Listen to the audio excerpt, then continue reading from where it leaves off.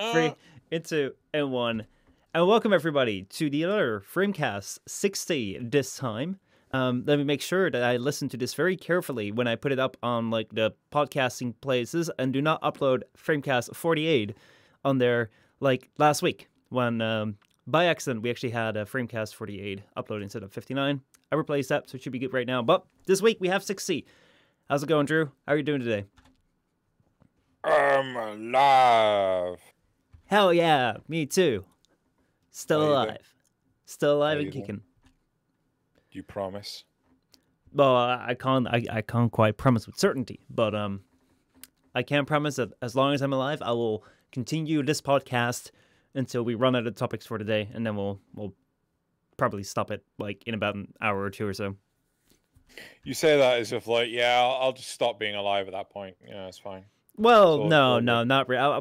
My digital self will stop being alive, sort of thing, because like unless you want to go back 9 weeks until you're 69, Sensitive Famous says, which is very, very true, unless we miss a week. But yeah, then we have 9 weeks to go until our 69th episode. Just realized I haven't actually got Twitch. Oh, don't worry about it.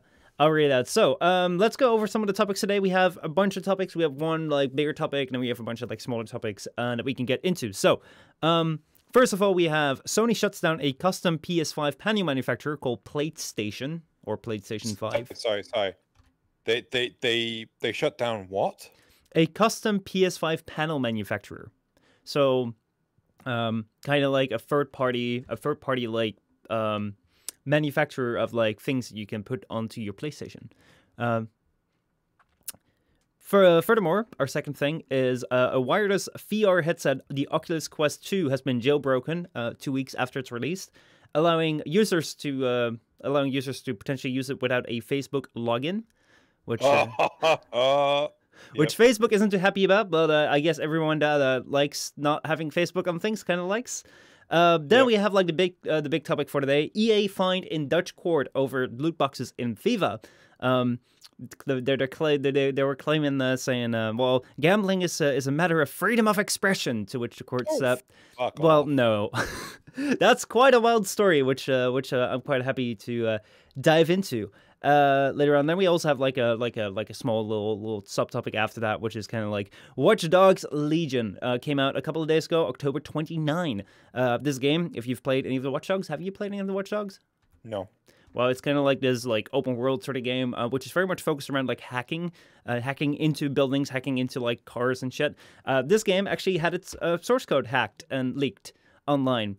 So yeah, the game all about hacking got hacked itself, which is kind of ironic, but hey, you know, there's that. Anyway, those are the topics for today. Let's get into what have you played this week. God, what have I played this week? Been playing. I've been touching a lot of different games. Like earlier today, I ended up playing a bit of Dead Cells. My camera is really high. Why is my camera so high? Let me reseat myself. There we go. So I've been playing some Dead Cells. I've been playing a little bit of Nier Automata. This was all stuff for the upcoming Arbiters. It's not Arbiters, Xenocodex. What else have I been doing? There was something I played a lot recently. I can't remember what it is. It wasn't Genshin Impact. Oh, World of Warcraft. That was it. Mm-hmm. Yeah. I was going to play Genshin Impact over the weekend, but I ended up playing World of Warcraft instead. So yeah, that's about that.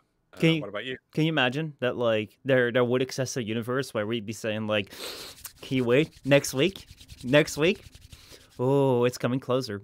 But no, sadly it isn't. We still have to wait until December for Cyberpunk. What do you mean next week? It was going to be coming out next week. Yeah, it would have been next week. Oh shit. Okay. Yeah. Completely missed that. Yeah. Yeah. So yeah, but yeah, no, we still have to wait. We still have to wait a little bit more. So I've been playing a lot of the Ghosts of Tsuchima multiplayer element, and I've been doing a lot of Genshin. Now we talked about Genshin a lot last week. in the what I've played, and I said I wanted to like check out Ghost of Tsuchima multiplayer, and I actually really like it. So for those of you who haven't played Ghost of Tsuchima, which I don't think you have either, because like a PlayStation exclusive, it's kind of like if you've ever played Assassin's Creed, if you've ever played like an open world kind of game, it's very similar to that, where you have like this, like the story is kind of like you're like a samurai, like the last remaining after like a battle, where like every one of your fellow brethren got slaughtered, and then like you're the only one pretty much alive, and you have to like take over your island from like the invading Mongol army. And like throughout the game, you can explore a lot of side characters, you can do a lot of things, and honestly, like the story is quite interesting. It hits pretty well at some points. At other points, it doesn't. But it serves perfectly fine. The scenery is amazing. The open world is really awesome. Like the way that the characters work, it's really cool. Like I definitely prefer this over anything that I've played from Assassin's Creed. And like, yeah, it was a very enjoyable single player experience. And then they said we're also going to add in a free multiplayer update if you've bought the game, which was, you know, kind of wondering like, what is that?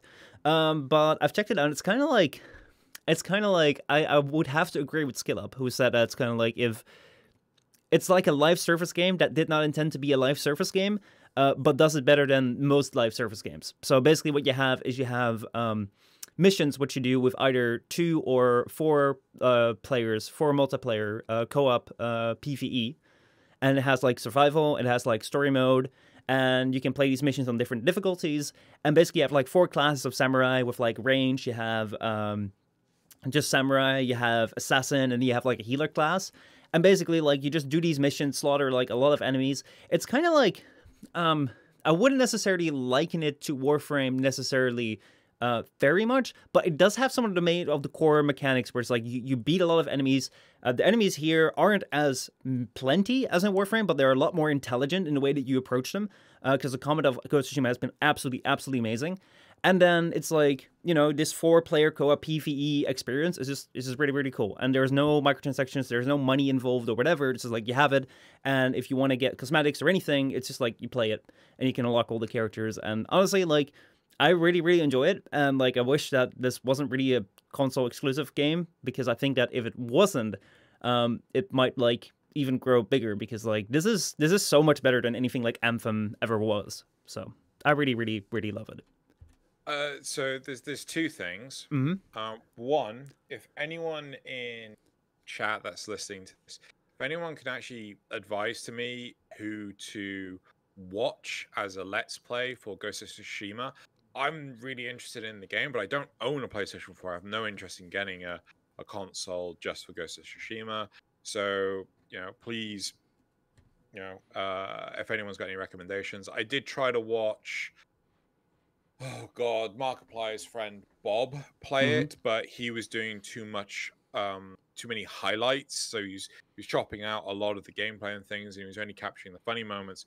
But I felt that detracted from the experience of the game. So, you know, if anyone's got any recommendation for a Let's Play of it, I would really love to hear that. I mean, actually, there's a point. Do you have a Let's Play of it, Michelle? I have 2 episodes, and then like I couldn't, like, I didn't make more of it. So I do have everything recorded, sort of thing, but I couldn't edit it down. And like the moment that I was like, I had some time for it, it was like so far gone that I was like, it's not worth it anymore. But like now I'm kind of annoyed that like I didn't finish it. So there's like 2 episodes if you want to see 2 episodes, but like I would recommend if you want to. Why don't you do it again? Why don't you just, like, you know, you're more experienced with the game. You could be ultimate ninja badass. Wait, are you a ninja or a samurai or a ronin? Well, it's you're kind of like the ghost, which is like kind of in between. Like the main crux of like the game is kind of that you're a samurai, and like samurai have certain honors of code, like the way that you fight your enemies. That if you approach a castle, for example, you just like shout out that you're there and you face everyone one by one. And because of that, like the enemy has been able to invade.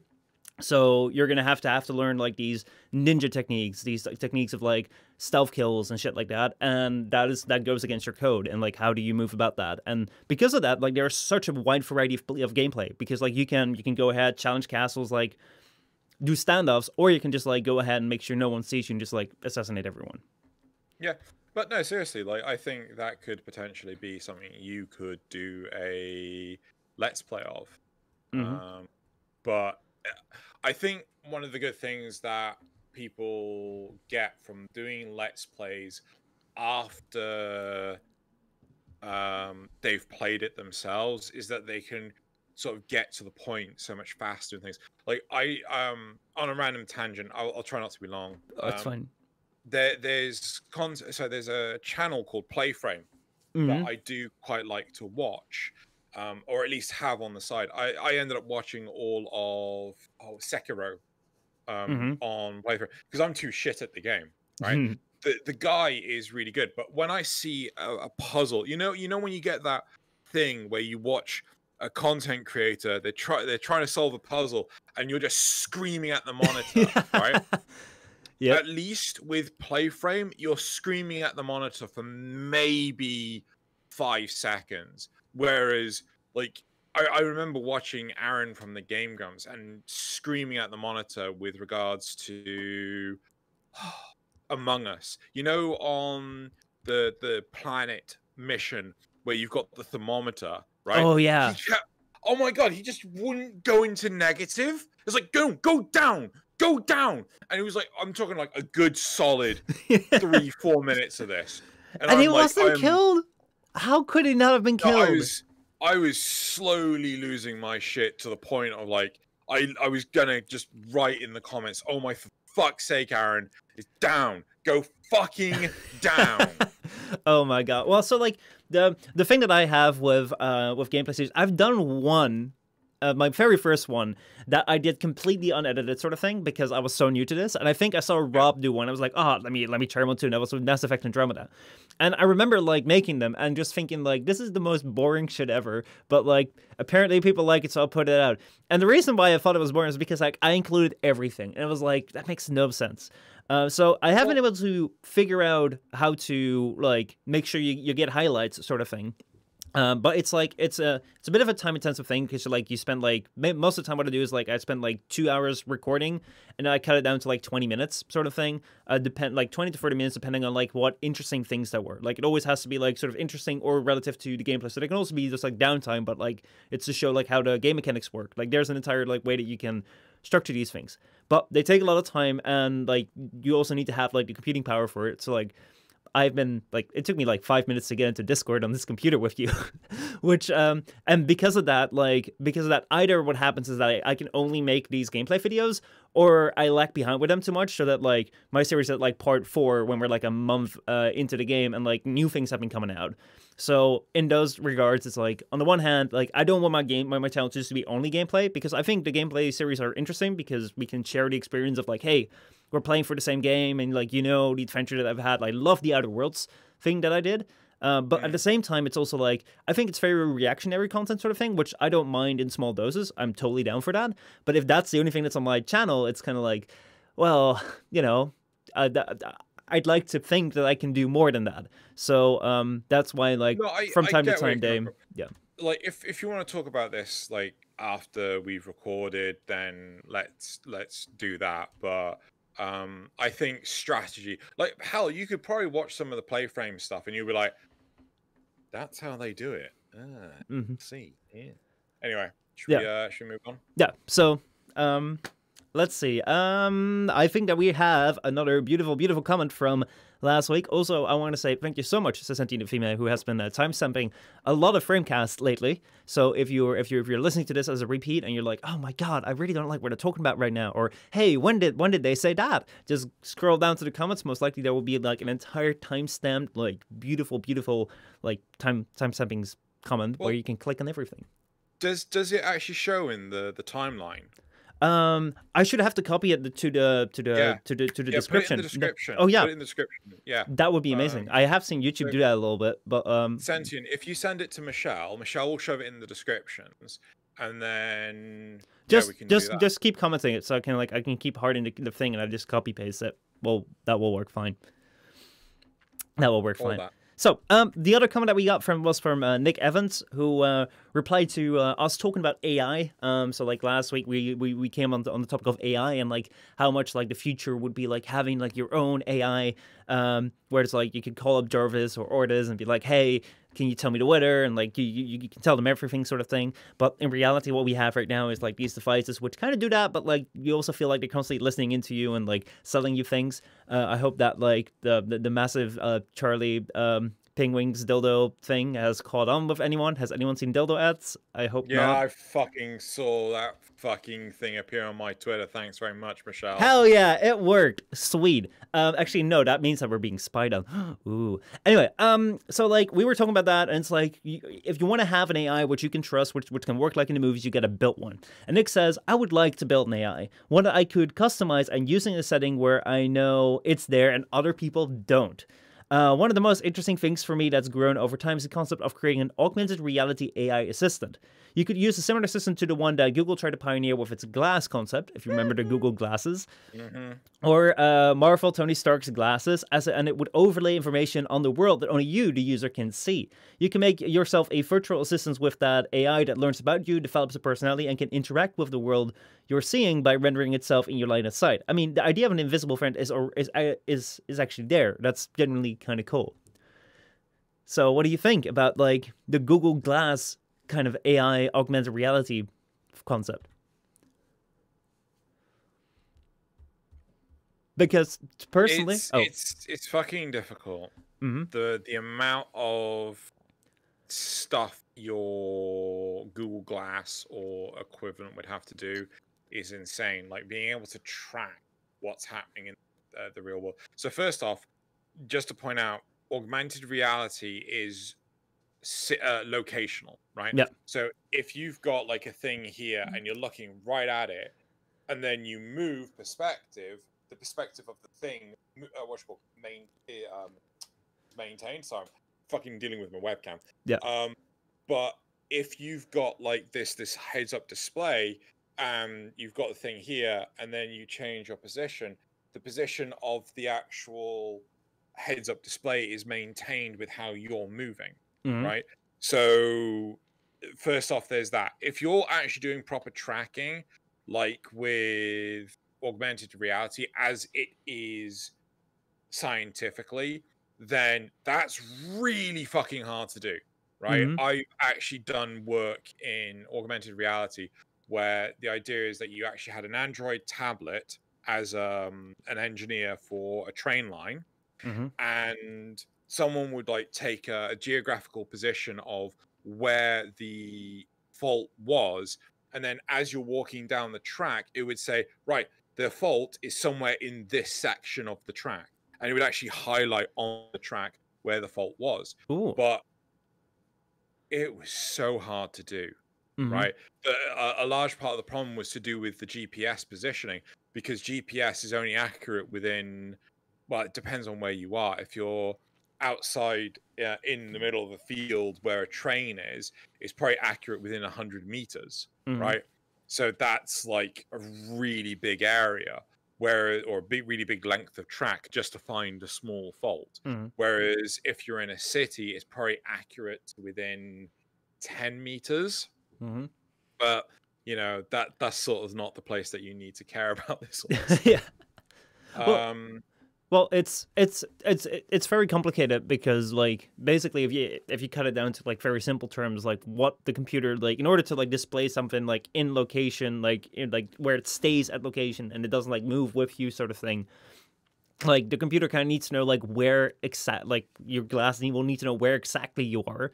And like, yeah, like we say that like, oh, the phone's track is everywhere, and like there is a GPS signal in there, but like as you say, like with like a distance of like 10 or 100 meters, like that works for like trying to get you to your location if you're in your car and you're driving about or you're walking about.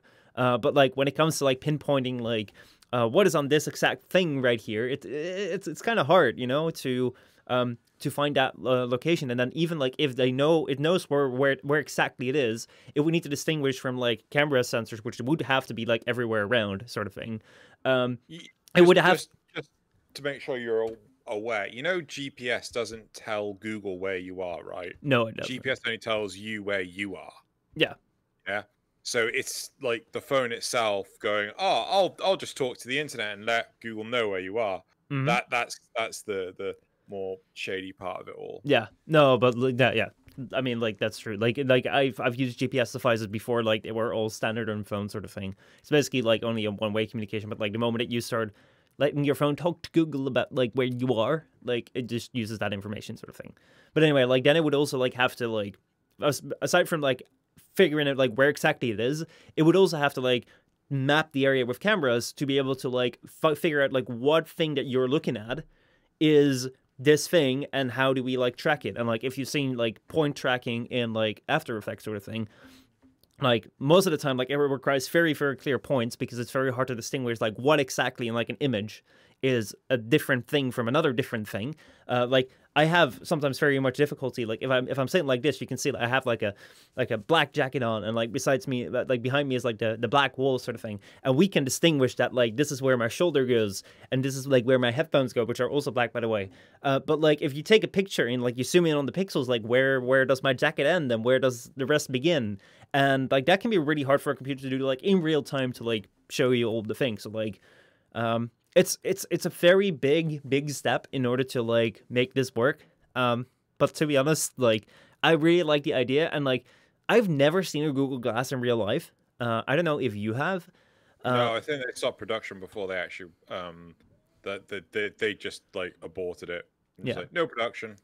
But like I know that people were like kind of scared by the idea of like having like so someone with like a glass and like a camera there sort of thing that could be looking at them, and like yeah, that was weird. But at the same time, if you look at like Dragon Ball Z, if you look at like Tony Stark's glasses sort of thing, it's like it's so cool. It's like having something on your face, which is like I'm just putting it on, and there we go. I can see the world and I can like interact. It's like, you know, I don't know whether I would want to have a cell phone like strapped to my face the entire time, but at the same time, like it would be kind of cool if the option was there. The thing is that with stuff like Tony Stark, with Friday and things like that, the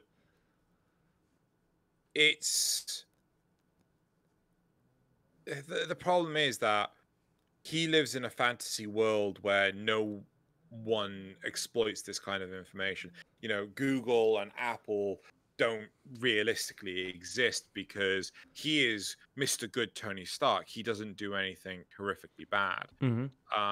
And he's in control of like all the data. You get the point I'm trying to make. But in the real world, you've got people trying to abuse this. Like hell, we brought it up some time ago in an episode where you do not own your console, right? You do not own your gaming console. We're going to get to a point where you don't even own your PC. You've built your PC, but like, you know, what's the name? MSI own the graphics card. MSI own the motherboard. Corsair own the RAM. Seasonic owned the power supply. So I was trying to remember who made my power supply. Yeah, and people could just go, this is another big thing, which is why I'm against, in the UK, we're installing these things called smart meters. Now, smart meters allow electricity providers to cut off your electricity supply remotely, right?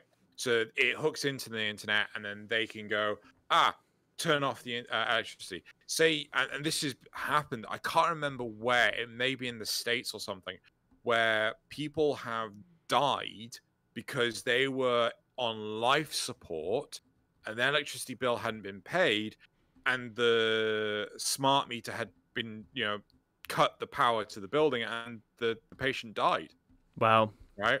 That is like honestly, like that is pretty insane. And like I wonder like how responsibilities will be claimed on that, because like honestly, like seriously, like the company would probably say like, yeah, it's an automatic system, but like seriously, like back in the day, like if you would have to come to the house to cut off power, you would see there's someone on life support. Yeah. And then like if you were to shut off the power, like that was a conscious decision on your end to pretty much like end that life support. Yeah. But yeah, like that's honestly like a pretty dark thing to imagine. Gotcha. And like another thing which I kind of like, what that reminded me of, which were when you talked about like not owning anything. There was this thing. Oh my god, I saw this beautiful thing. Actually, it's a horrible thing, but it's a beautiful thing on the internet about something in the UK, which you might be interested in, Drew. Are you looking for a new washing machine? Do you want to be happy Do you want to be happy and not own anything? Because like if you don't own anything, you're gonna be happy. That's what they claimed. Imagine a world where no one owns anything and everyone is happy. You can buy a washing machine, a new washing machine for £69, and then use that washing machine for a subscription fee of £6.90 a month, with a fee of 0.80 pence for every time you use the washing machine, and then they will like supply you with like cleaning detergent, like washing detergent, and then they will service it. So you could own your own washing machine. Actually, not own. You could like pay for it. You could rent it, but still have to pay $69 up front, and then pay for every time you use it. And it could be in your house, and you could use it every time, and then like pay about £1 every time you turn it on. Isn't that brilliant? What the fuck? Yeah. It's insane. What the fuck? I came across on a Louis Rossmann video. He's like a great YouTuber about like how to prepare and like mostly about Apple stuff. And he had it yesterday on one of his videos where it was like this certain new service in the UK where you can get a washing machine for like $69. It's $69 up front, and then like pay £6.90 a month, and then pay 80 pence per time that you use it. For how long are you paying this subscription fee? As long as you own the thing. Wait, my internet just died. You're still here. You're okay, still cool. here. Am I? Yeah, no, yeah, I'm still here I too. think we're good. We might be good. Yeah, okay, we're good. Sorry, someone glitched then. Yeah. Yeah. But yeah, that's something that I was reminded of. Like, oh my god, and like I can't imagine anyone would go and buy this because like seriously, you're about £300 into your first year. And like if you're gonna like continue like in 3 years, you're gonna have like about the price of like buying one outright. Sorry, and like sorry. You said £300 in the first year. Well, 200 something or so. So it's like. How'd you come to that conclusion? He mentioned in his video it's like 69 up front, and then $6.90 or £6.90 per month. So it's like here, 69. 6.9 times 12 equals 82. So you have 82 plus 69 equals 151. And then let's say you do like 2 washes a week. That is like... How are you doing 2 washes a week? Yeah, but like, let's be conservative. That's not conservative at all. Yeah. That's 1 wash a month is conservative. Yeah, well, but like it depends on like the family, because like honestly, like with a family of 5, like it's like 2 washes a day almost sometimes. So it's like if you do 2 washes a week on average, depending on how many people you live, the 2 washes a week would come up to like £104 in total, plus the 150 of like the upfront cost and like the subscription fee would be like about £260 a year sort of thing, depending like if you watch 2 times a week. If you watch less than that, like it will be a little bit cheaper. If you watch more than that, it will be a little bit more expensive. Either way, it will probably take you like 3 to 4 years to like end up paying more than if you buy one outright. And buying one outright, generally they tend to last a little longer. I swear I bought mine. Can I easily find out how much? Because the last place I lived in didn't have any what's called white products, which are washing machine, fridge, freezer, and things like that. So I actually own my own fridge, freezer, and washing machine, while at the same time having this property actually has some. To be honest, a part of me is actually tempted to just send them to the scrap. But when I bought these, so washing machine, let's see if I can quickly find mine, because I swear I didn't sell mine for so I didn't buy mine. So there's my washing machine. Yeah, I spent £204. Damn. Yeah, I mean, like with installation. That is crazy. So that's like in 1 year, basically. Well, like that's kind of like the free year was kind of like going off like, let's say that you spent like on average 700 on like a good top end sort of thing. I don't know how good top end you're gonna get if you're gonna rent this, but yeah, like if you buy one and can buy one for $200, it's like, yeah, what is this even going on here, man? No, that's insane. That's exploitation of the market. That is like convincing people, oh, this is really cheap. This is only £1 a wash. You know, like, you know, oh God, what's the name of the damn thing? When you do a wash, you can get those capsules. Yeah. Right? Or you could get proper bottles of detergent. Right? The bottles of detergent last you so much longer. Yeah, dude. It's so much longer. okay. But people still buy the fucking capsules. Why? Do you drink coffee ever? Do you like know people that drink coffee? I know some people that drink coffee. Okay, yeah. so do you know like this trend recently, or like a couple years back, like when they had like these Senseo machines which had like pads, and you had like Nespresso machines which had like cups sort of thing, where like back in the day, like if you want to make coffee, you kind of like grind up the coffee beans, put it in a filter, then poured hot water in there, and then like out came coffee, and like you had these machines where you could just like put in a filter, and then like put in ground up beans and just like pour it on. And then they came out with like the Senseo machines, which were like Philips made like pads like that, which you could like put in. And you put in the pad, and like it would just put out 1 cup, and you toss the pad away. And now you have the Nespresso ones, which is like the same thing, but then with a cup. These things are so hella expensive, but it's like, oh, it's easy. I can just put in a cup. It's like, what's going on? So in the UK, we very much still have jarred instant coffee, right? But I know in the States, they pretty much don't have that. They have, oh God, what's it called? Is it Killreg? Something like that? They have these machines that literally you put in a little pod, put the pod on the top of the machine, and it will just make like 1 cup of coffee. And it's like, yeah, what the hell's this? Yeah, like here, I'll let's see where this works. There we go. Like this is like the Nespresso thing I'm talking about.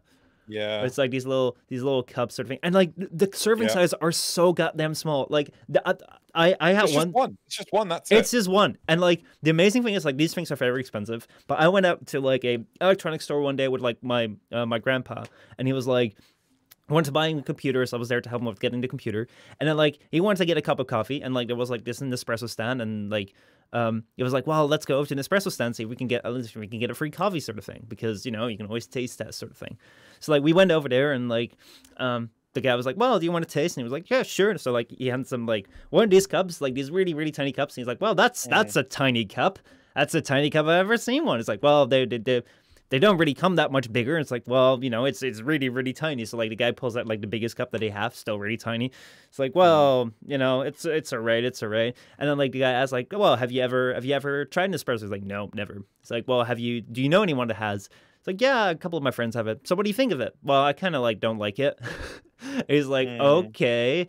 Do you drink a lot of coffee yourself? Yeah, quite a bit. It's like, well, how much coffee do you drink a day?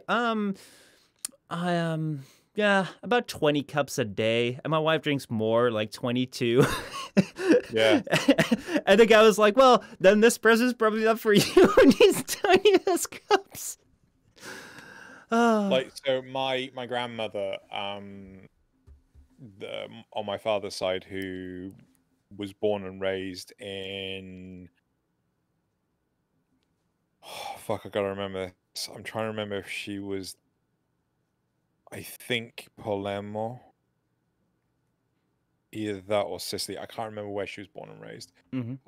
But whenever my parents would go, so whenever we would go and visit them, my nan would make like espresso and things like this, and like she had this machine, like really, really old machine, and like you would do all the grinding and everything for you, and it was fucking intense. I remember I've never drunk coffee, and like I've had it maybe once or twice. I always find it too bitter. I never like it. And the hilarious thing is she gave me one time. I'm like, oh God, give me a break. Fine. So I had it, and I was fucking awake for like 36 hours. Like I don't drink these energy drinks or coffee, because it keeps me awake for fucking days. Yeah. Anyway. Oh man, it's like if you want to fuck with Drew, just before he's about to go to bed, just like slip him like something with caffeine. How the fuck did we get on this topic of coffee anyway? I don't know. We got about like serving sizes and cups and things, and like, welcome to the FrameCast, where we talk about things like coffee and washing machines and. Yeah, it was not owning stuff and consoles, and then you had gone with your grandfather. Yeah, that's how we got the coffee. That's how we got the coffee, just like every single topic. Anyway, that was That was still from like. Wait, did this all come from like what we've played? No. No, it came from Thalion. It came from Thalion. It came from. I was like, wait, this doesn't really seem to resonate with any topic that I was looking at. I was like, where do we come from? Anyway, I also.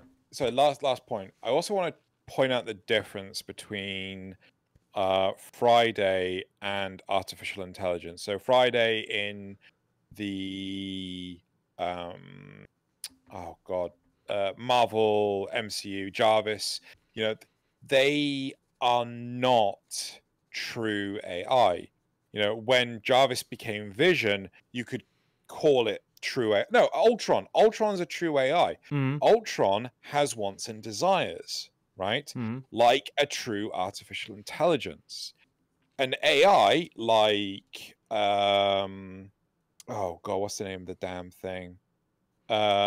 Jarvis, like, you know, like this he is nothing but an interface. Jarvis is nothing but an interface.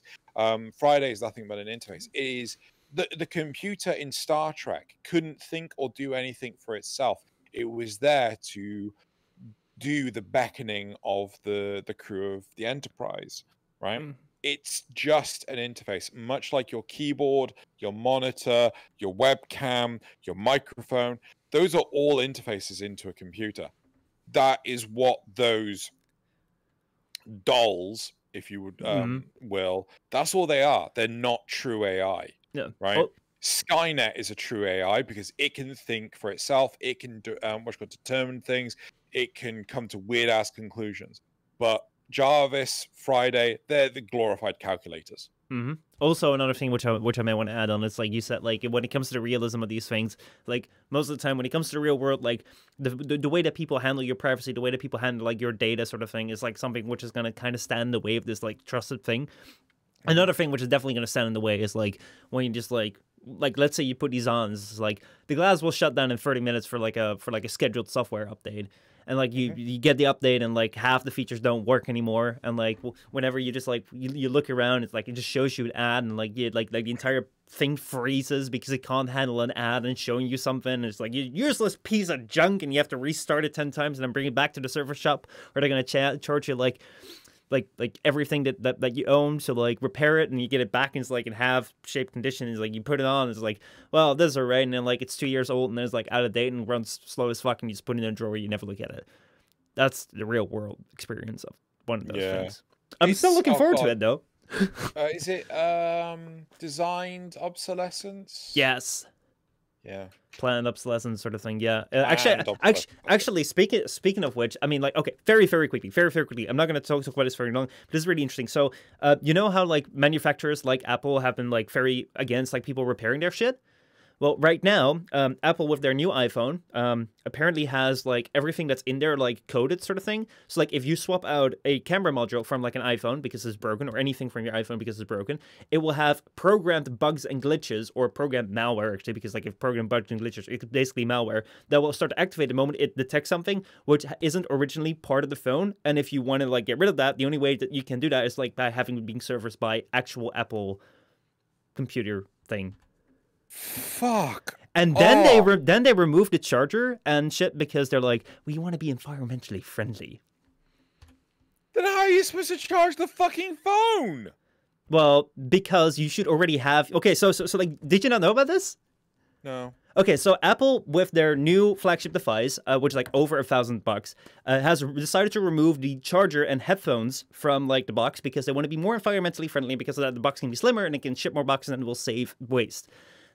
They said that like everyone that buys a phone now already has most of the phones that they've owned beforehand. So like you're gonna have this brick thing where like it goes into your wall and there's the USB outlet. So like everyone kind of has those. So like everyone kind of like keeps them around. It will just be waste. So they said this year we're not gonna ship that. We're gonna pay for a premium phone. We're not gonna give you any discounts, but we're just not gonna include the charger and we're not gonna include earphones. So then you can just use your previous generation wall charger. That goes from like wall charge plug to USB-A, and you can use that on your USB-C to Lightning cable that we ship with it. Oh wait, you didn't have a USB-C wall charger? Guess you gotta buy that for $30 from our store. That's literally the way that they went. Fucking awesome. Yeah. Steve, wouldn't have done that. I'm damn well sure Steve Jobs would have told them, no, you're fucking giving them a complete product. Fucking Christ, that's awful. It is. Like the thing that I find is generally like I can kind of get behind certain decisions when it comes to like if they don't want to make the most powerful computer, if they don't want to make the most streamlined experience or whatever, like I'm fine with that. Like those are decisions which like you can explain. But this like saying that's for the environment, it's pretty bad because like I heard someone say, and like don't trust these numbers on me, but like it could be that like creating a new phone like costs about as much like in energy production sort of thing as like using a phone for 10 years. So like if you go for the entire energy production, all the energy usage that goes into like getting all the materials for the phone, like crafting the phone and shipping it everywhere, like it's basically as harmful as like using the phone for 10 years or something. Or like, so like using a phone is generally better for the environment than buying a new one every 2 years. So, like, this entire idea where they're like, well, we're just going to, like, not ship these things in the box because we expect everyone to have them. It's like, well, I can get behind that if that's really your true mission. But then allow people to fucking repair your thing. I fucking call bullshit. Yeah. Who the fuck came up with the idea that, you know, manufacturing a phone causes 10 years worth of, like, environmental damage? No, it's like 10 years usage. So like compared to like if you like how much is the energy impact of like manufacturing a new phone versus using a phone sort of thing. So like, yeah, I still call bullshit. Yeah, I mean like I don't even know where I read that anymore. But like it was something that came by. It's like I don't entirely trust the numbers, but I do believe that it's more environmentally beneficial for you to continue to use a phone for a longer time than it is to buy a new one. Yeah, no, I can completely appreciate like buying a new phone every year, or you know, being just constantly like I 100%. But that's the whole capitalist empire sort of thing. You know, like you got to convince your consumers to just constantly use the products all the time. It's real fucking jank and weird that. Yeah. Anyway, yeah, that was kind of like that side topic. And right now it's like previously you could like swapping components sort of thing, but now like they're limiting that. The one thing which I don't understand, like to close this up with, is that Apple kind of started because like it was like two guys working in the garage like creating computers. And it's like, if you're a company that got big because like you had a couple of guys in their garage creating computers, and probably everyone that kind of joined that also just started out this hobby sort of thing or this like interest by like crafting around on technology themselves. It's like, why the hell would you discourage the upcoming generation from like crafting away on the thing? It's like the way that I discovered making videos was because like I grabbed a camera at a very young age, and because I was playing video games and I wanted to like answer some questions and I had some recording software. If I were to like create like this thing where it's like, oh, it's a media production sort of thing, I would definitely not like take everyone's ability away to like use cameras or things, because I want people that like to follow in my footsteps sort of thing. So why would you not, as like Apple, where there's so many people working in there that got their interest in tech, which like they started out with the interest in tech because like they fiddled around with technology. Why would you want to like not have the youth that's coming up be interested in tech by like being able to open up their devices, see what's inside, fiddle around with it, and like, you know, you don't have to like give warranty. You don't have to like be like, oh, you screwed us up, now we're gonna fix it for you. But by law, they do. And law states that if the device breaks or something like that, they have to honor a 1-year warranty, at least in European countries. And I'm pretty sure America has the exact same law. But you know those, was it you who told me this? You know those warranty void stickers? Oh yeah, they're actually not like legally binding at all. Yeah. Yeah. So anyway, let's get into the first topic. We're 45 minutes in. Let's get into the first topic. My apologies for the long extended discussion. I hope you enjoyed it. And if you didn't, there's timestamps in the pre-recorded thing. So like, watch that. Get to here. So first topic of today is about shutting things down. Sony shuts down custom PS5 panel manufacturer PlayStation. So one of the things that you may have noted if you saw the PlayStation 5 teardown video, which we covered I think 2 or 3 FrameCasts ago, was the ease of like being able to remove the side panels. So, like the PlayStation 5 has like these 2 white side panels like in between this like which is sandwich, and like a lot of people saw that and were like, hey, this is a great opportunity for like third-party manufacturers to jump in and like offer new side panels sort of thing. So like if everyone has their white PS5, like you could put like debrand things on there or stuff, things like that, or stickers, or you could just like get completely like different colored side panels or different form-shaped side panels, so you could customize your PS5. One of these companies, which actually sprung up, was called PlateStation, which emerged in mid-October to offer custom PS5 side panels for about $40 in the colors of chromatic silver, cherry red, black, blue, and jungle, and like the jungle camo, so like the army sort of thing.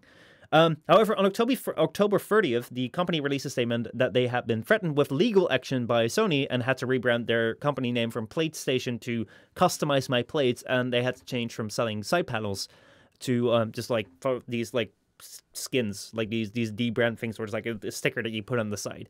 They subsequently also canceled all the pre-orders that everyone had made and refunded them, as far as I've been able to find out. But yeah, so Sony trying to pressure down on this emerging third-party thing, of which I don't believe they're going to be offering their own version. I think that they're just going to be sticking with this. The problem is how like American law works with this sort of stuff. So, for example, say another company calls themselves Station Play. Mm-hmm. Right? So they call themselves Station Play.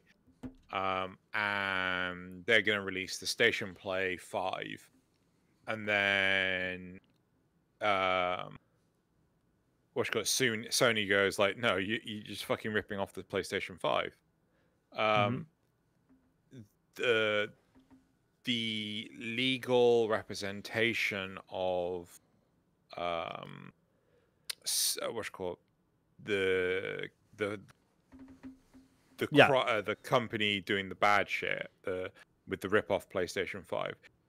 Let's call them Company X. Company X's legal representation can turn to the judge in the court case and say, look, Sony did not act on PlateStation, right? So if they're not going to act on PlateStation, then they don't have a leg to stand on to squash Station Play 5, right? And then by American law, that's perfectly allowed, right? Yeah. There was a huge kerfuffle with. Do you remember the Warframe, the nefarious Void glitch situation? I actually had to think about that too, because like because I was thinking along the same lines. It's probably that they have to like set a precedent sort of thing, where it's like there is no like we're on this, and like no one can cite that like, oh, you didn't go after this guy. So basically, like if you were not aware, the long and short of it was like there was someone within like the Warframe community that was like looking into the game files to determine certain statistics and release them to the public sort of thing, to like know the drop tables, and then the game had to step in, or like the developer had to step in and say like, you're not allowed and we're going to sue you if you will. It was more than that. So first off, what you're referring to is commonly referred to as data mining, though scientifically that is not what data mining is. No, it's not. So have you done data mining yet in your uni course? I've done it in my previous uni course when I did media stuff. We did it on Twitter mostly. Yeah. Anyway, so he was hacking the game, and he gave himself Excalibur Umbra. Unreleased frame at the time. Yeah, an unreleased frame at the time that was still in the source code. He gave himself Excalibur Umbra, which led to a ban and a cease and desist. Like, so he couldn't divulge how he done it. So they, like, DE have obviously plugged up the hole by that point, but they have to do it. They have to prevent him from exposing this information, because again, like the laws, like if someone else had done this and they hadn't acted on the whole void glitch situation, then again it can be used as an example of, well, they're okay with it then, why aren't they okay with it now? Yeah, that's true. So like, I mean, like I imagine that was kind of the situation here as well. But the thing that I find like a little bit interesting here is that I am sure, like, I wouldn't say 100%, but like I kind of want to say 100%, but let's say 99.9999 just to like leave the case open. That in a couple of months, if you go to like Amazon or you go to Wish or you go to whatever like website you get your ship from, there will be a fuck ton of manufacturers coming from most likely China, where there is going to be a fuck ton of like various side panels that you can slap onto your PS5, especially like if this is a market that will actually take off, and there will be a limitless of things that you can choose from, because basically like you already have it like these days where you can get like all sorts of like copied things, products that you can buy from like that are coming mostly from China, sort of thing. Where it's like these panels are so going to be like available, and I don't think PlayStation is really going to offer them. I haven't seen them like do anything to indicate that they're intending these side panels to like be removed and be swapped to like customize it. But like seriously, like this is so going to happen. So it's kind of like unfortunate on the one hand to see that like this company has to like suffer to like they can't produce this anymore, even though it's going to be a very probably like I don't know how much desired, but it's going to be a desired product anyway. If people like if it's not too expensive and people can like swap it around, like hey, you know, like I'm pretty sure people are going to do it. And then like they have to like go back, they have to go to like making skins that you can put on there, which I mean could work for a lot of people, but like I can also say that people are like, well, you know, I could also just buy a side panel. And yeah, it's a bit unfortunate sort of thing, but I know why they did that. I mean, I just had a thought of something. I don't see Sony ever selling like custom side panels, right? Mm-hmm. I can easily see in X many months' time custom side panels being sold by, you know, basically I'm agreeing with you, right? I think that this is quite likely to take off. I think that this company fell victim to the fact that they didn't change the name of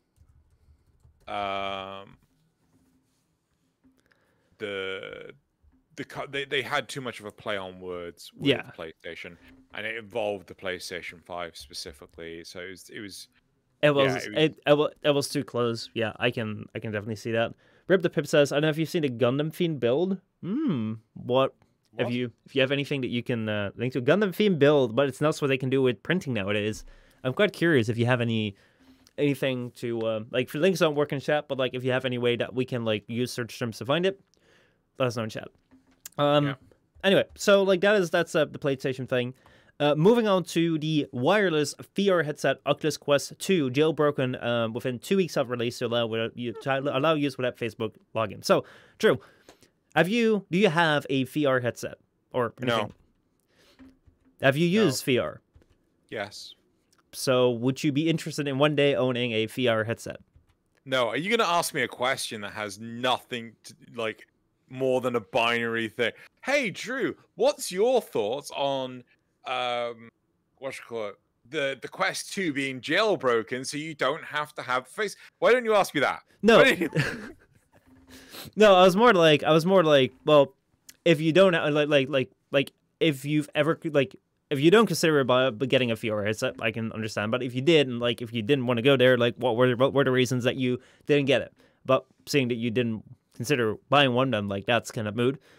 For me, I did consider buying one, but the problem is I just don't have the physical space for it. I don't have the capacity for it. Yeah. Like I have felt for the longest time that the technology hasn't been there yet. I kind of like I'd much rather the Valve Index with the way you're able to manipulate all the fingers, but I just don't have the space for it, sort of thing. Like I'm living in a 1-bedroom apartment. I mean, thank fuck I actually have a bedroom. I'm living in a 1-bedroom apartment, and this space is pretty much all that I have for my personal recreation, right? It's I'd probably say it's 3 meters by 3 meters tops. No, actually probably less. Yeah, sorry, 2 meters by 2.5 meters. Mm-hmm. Yeah, it's really small. I don't have a lot of space for recreation. And so my bookshelves are obviously here. My desk is right here. So I can hold on. Let me just. Yeah. There we go. He reaches up. Just can't reach my shelves from my desk. Mm-hmm. Yeah. Yeah, that's how little space I have. Yeah, no, like I agree. I've seen VR as well, and like I love some of the things that it does. There is a lot of limitations, but like if you look at certain games like Beat Saber, if you look at certain games like there's one where it's like get out alive sort of thing, where you have to like solve puzzles sort of thing, which is just like sitting down. You don't need a lot of space. Yeah. I really like these, but like for me, it's also like the space. I don't really have the space for it to be like mounting lighthouses and having the space to move around, and it's also like the expense of it, because most of the time you have to buy the VR headset, which is rather like there's a price to that, and you also need to have a PC which can drive that VR headset. One minor addition Mm-hmm. are these, right? Yeah. My glasses. Yeah. Mm-hmm. Like they're very the only headset that I found that I can wear my glasses at the same time as using the headset was the Valve Index. Right? Mm-hmm. Everything else I had to take my glasses off first, and you know that no bueno. Yeah. So yeah. Yeah. So like those are some things which are like commonly also seen as like limitations, and then the Oculus Quest came out, and like the Oculus Quest is one of these things which doesn't address the glasses situation, but like it is a VR headset which is $299, which like is still rather expensive, but compared to other competitors, not the most expensive there is out there, and it works wirelessly and it doesn't require a PC. So it's not the most intense, like it can't handle the most intense things, and you can still hook it up via cable to a PC, but you can also just control it via your app, and then like you can have it, and you can have it in a way that you don't require to like buy a PC. You don't require to like have all the lighthouse sort of thing, because it works like most Oculus devices now, which just have like the cameras on top of it, so like it will scan the environment and it doesn't need lighthouses to be mounted. So it's a very, very nice entryway into VR. And like if you look at like what a lot of VR is used for when it comes to like marketing sort of thing, where people like will like put VR goggles on like customers where they can like look around sort of thing and imagine their living room, where people can like for educational purposes, like these are things which are very useful in these scenarios, and like these might be like the more mass market sort of things. However, this Oculus Quest, even though like Oculus is one of the better VR manufacturers, even though the Quest is like such an interesting product, it is owned by Facebook. And like recently, Facebook has started to require people to log in with their Facebook account if they wanted to use Oculus products, which has upset quite a lot of people. But 2 weeks ago, Oculus released this Quest 2, which is the VR headset for like $299. As we said, it's not the most capable, but it is significant for like ease of use and where it can like step in. However, you need to log into a Facebook account, otherwise you cannot use it. As such, like various people, like the moment that like this thing went live, have offered bounties, so like monetary rewards for anyone that could jailbreak the Oculus, so like get into like the source code sort of thing, to allow people to like do whatever they want with it, but like most importantly, allow people to use it without like registering for like a Facebook account and use it like that. So that happened 2 weeks after release. This has happened, and this has been very much welcomed by retro repair groups, people that just like want to own a device and not want to have to be tied down to the suck. To the suck.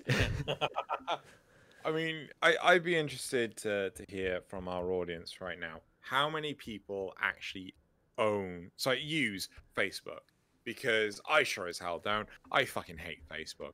It's one of the most cancerous things ever. So, you know, just CephalonTribal just said he does, and sorry, they do. I don't actually know your gender. Yeah, so CephalonTribal just said that they do, and I'm like, oh shit. Yeah, I don't like Facebook. I don't like it with passion, and like God, yeah. So I completely get it. Like, why is, you know, my social media network getting involved with my gaming? Like, fuck off. It's like, oh yeah, you have to be logged into your YouTube account in order to play on Stadia. you know, or your Gmail or whatever. We need to look at your emails while you play Stadia, or you know, Twitter turning around and say like, oh yeah, you need to be logged into Twitter while you're taking a whiz. You know, Yeah. it's no, I'm sorry, it's a gigantic boundaries thing, and a lot of these companies are they're preying on people that don't understand what they're giving up, and they're preying on people who will just sign away their freedoms and luxuries. You get my point. Yeah. Well, so like I agree on the Facebook thing. I've deleted at a certain point, and I'll get back into that later. But when it comes to like the signing in thing, like I think it's definitely been something from like the last 10, 15 years where at the start, like 10, 15 years ago, like this thing was like, oh, you can sign into something and you already signed in for other things. Like I remember like when Google first came out with like their Gmail, and then like, oh, if I'm signed into Google, I can also like use my email, and I can also use my accounts and this, and I can use my YouTube with it. And like that thing where it was like you don't have to sign in for every single thing separately, but you can just have one thing was like pretty appealing. But I think that like where for me like the big line was crossed the moment that I got like Windows 8, and Windows 8 was like sign in with a Microsoft account. I was like, what? This is my OS. Like this is my operating system of my computer. Why would I want to sign in to the to be able to use my computer? My computer is not like my social media. It's literally a computer. And I think that like for a lot of people, this idea where like companies are trying to push this ease of use where just sign in and then you can have it in the cloud and then you can like get another PC and it will just work. All those sort of things which like make it easier sort of thing, where they're trying to convince people with. But I just really don't like it where it's like, hey, if I have like a physical device, like I want to be able to use it without having to sign in, because I don't want it to require me to be logged into like some other person's server in order for me to use this thing which is in my hand. I fuck the cloud, right? The next time someone talks to me about the cloud as if they have any fucking idea what it is, I will headbutt, right? I will find you, Michel, and I will headbutt you. Because like a large part of my job is to do with maintaining servers and stuff in the cloud.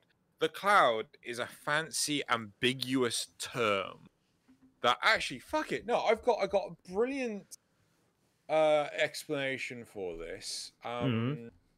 It's from an XKCD comic, so you can easily put it up on the screen. Yeah, there it is. Right, so I've just sent it to you on Discord, and it's so fucking true, right?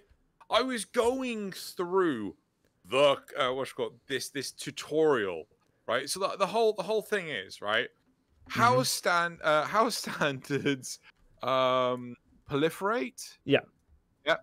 So situation, there are 4 competing standards. 14. Sorry, 14 competing standards. 14? Ridiculous. We need to develop one universal standard that covers everyone's use cases. Yeah, soon. There are 15 competing standards.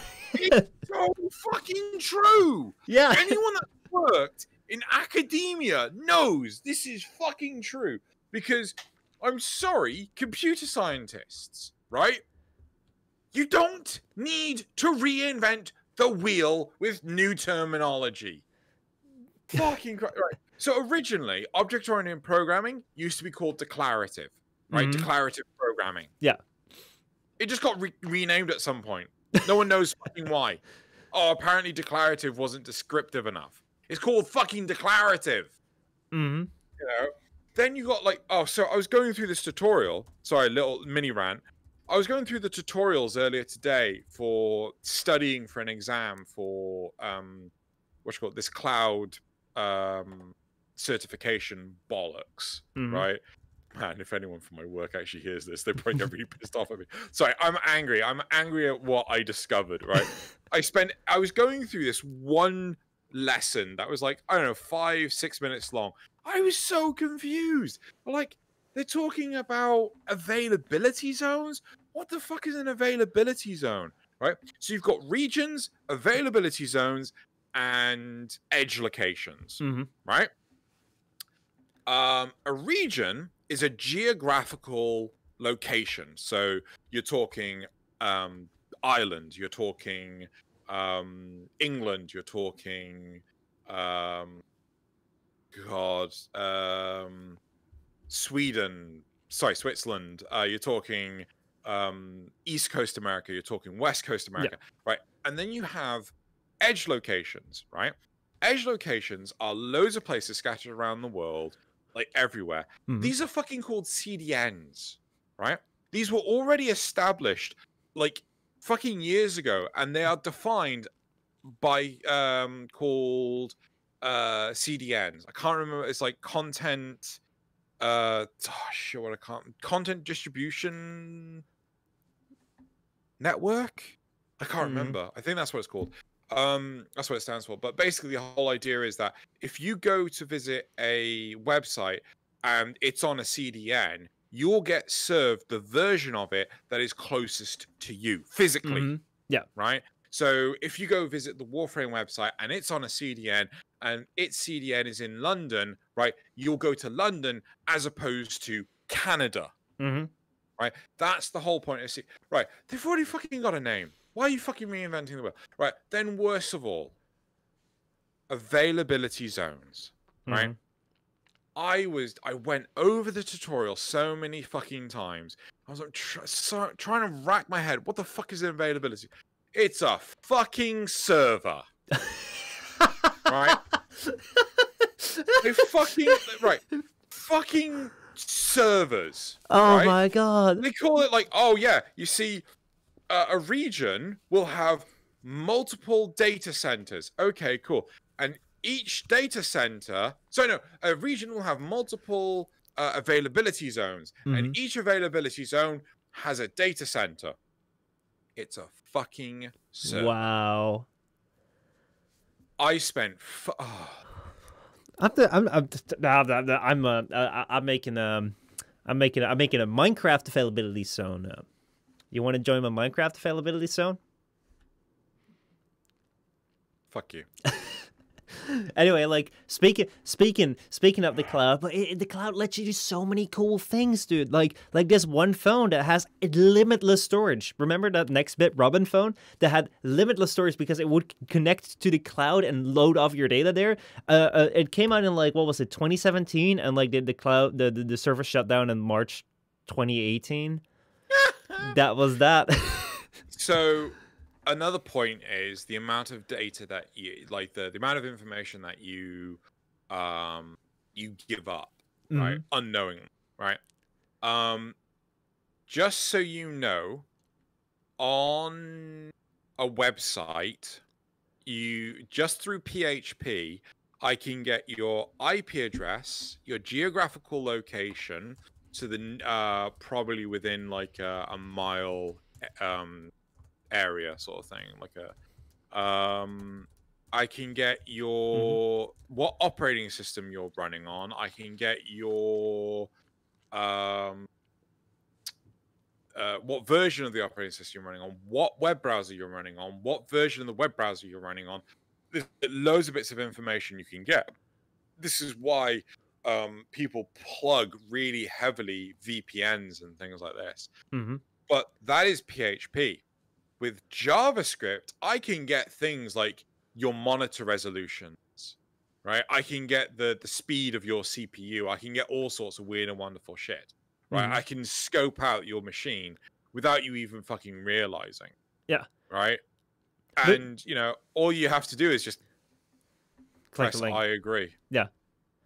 Well, I think another thing to like keep in mind is that if let's say that like I put my big computer, my tower of sort of thing, like I would connect it through like my Wi-Fi router or like my network switch to like my laptop right here, I would not be surprised that I can do a whole hell lot between them. Like networking, if I set up networking appropriately, like I can do a whole lot between them, can remote control them, all sorts of things, because it's like, well, they're physically connected sort of thing.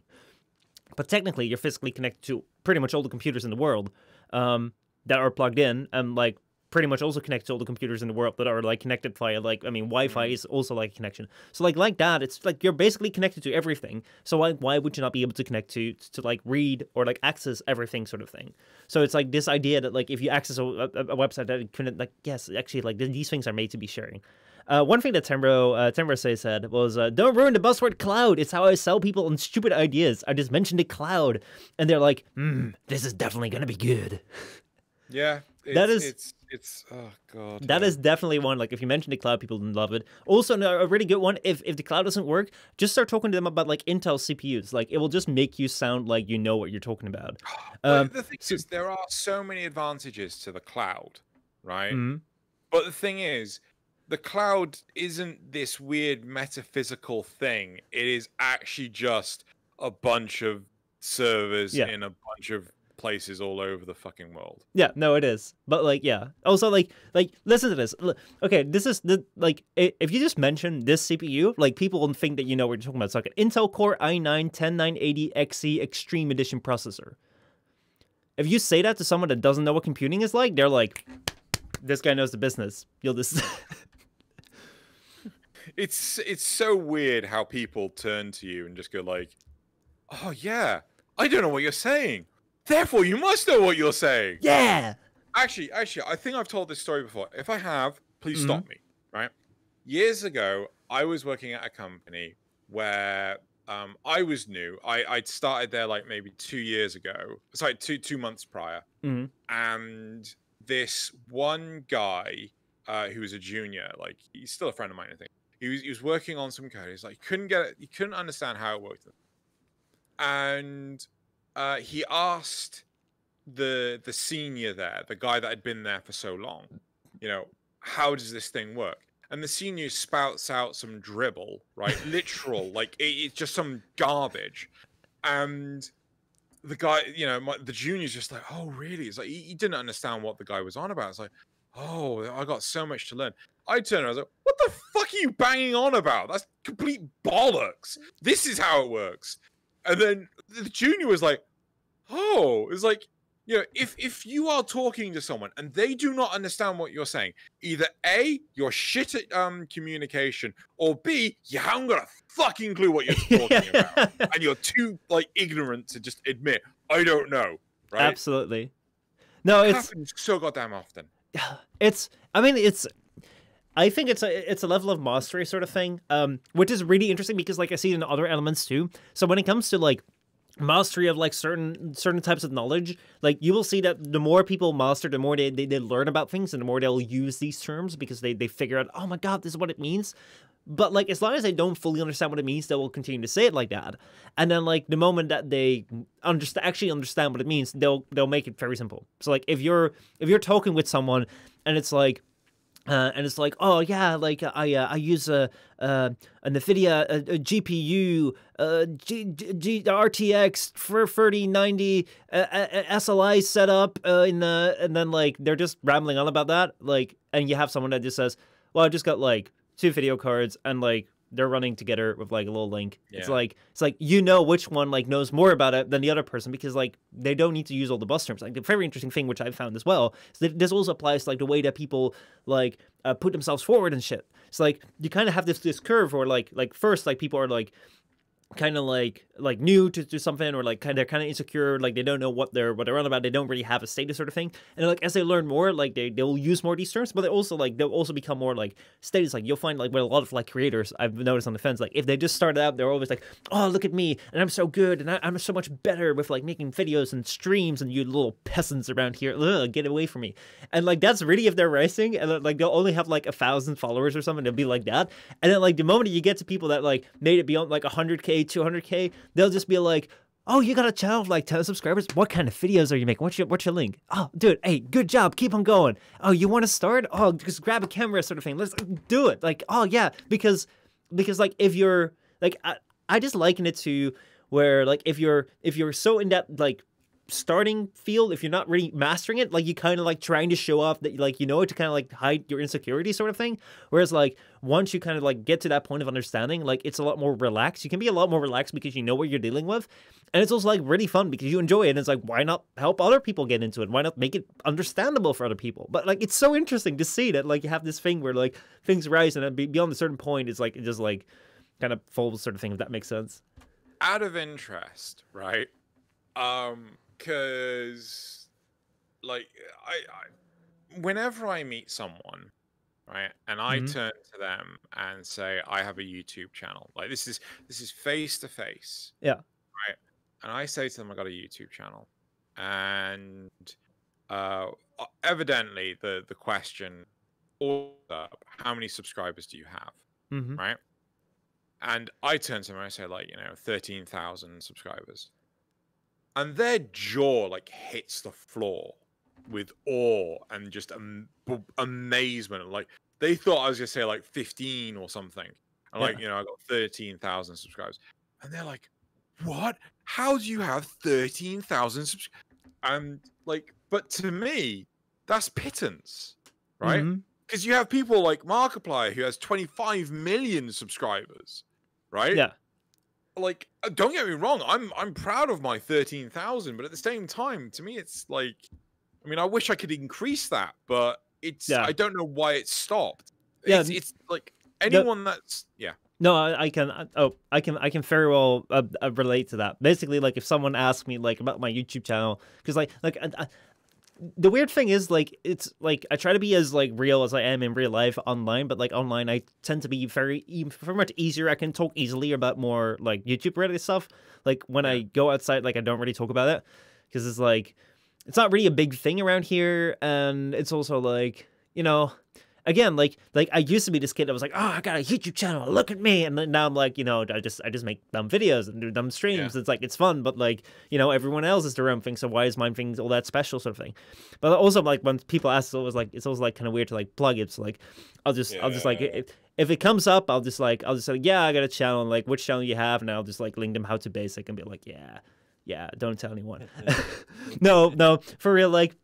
I will like show them like my channel sort of thing, and they'll be like, "Oh my god, 500 subscribers!" And I'm just like, "God, dude, like no, like I've been trying for years." There have been people that have been like coming up and gotten to like 100K while doing like videos in the same directory sort of thing and doing the same like, and I'm like, dude, like it's so weird because like at times you just feel like so inadequate because I mean like honestly like I've been doing like making videos for like 5 years. And I wouldn't say they're necessarily bad videos, but I've yet to make monetization. So technically, if I look at it, like that supports the argument, like, hey, after 5 years, you can't even make videos that are worth like putting ads on. What kind of YouTuber are you? So like that's the way I look at it. And then like someone else comes like 500. Oh my god! I'm like, yay! I love. Tenrosei. Tenrosei's comment of when people ask you how you got 13,000 subscribers, your answer should be people can't get enough of this. Actually, that would absolutely be amazing. I mean, like in your case, it's like because like I don't think you feature any content apart from your vlogs where you like do like a camera because everything else is in Warframe. No, that's yeah. I want to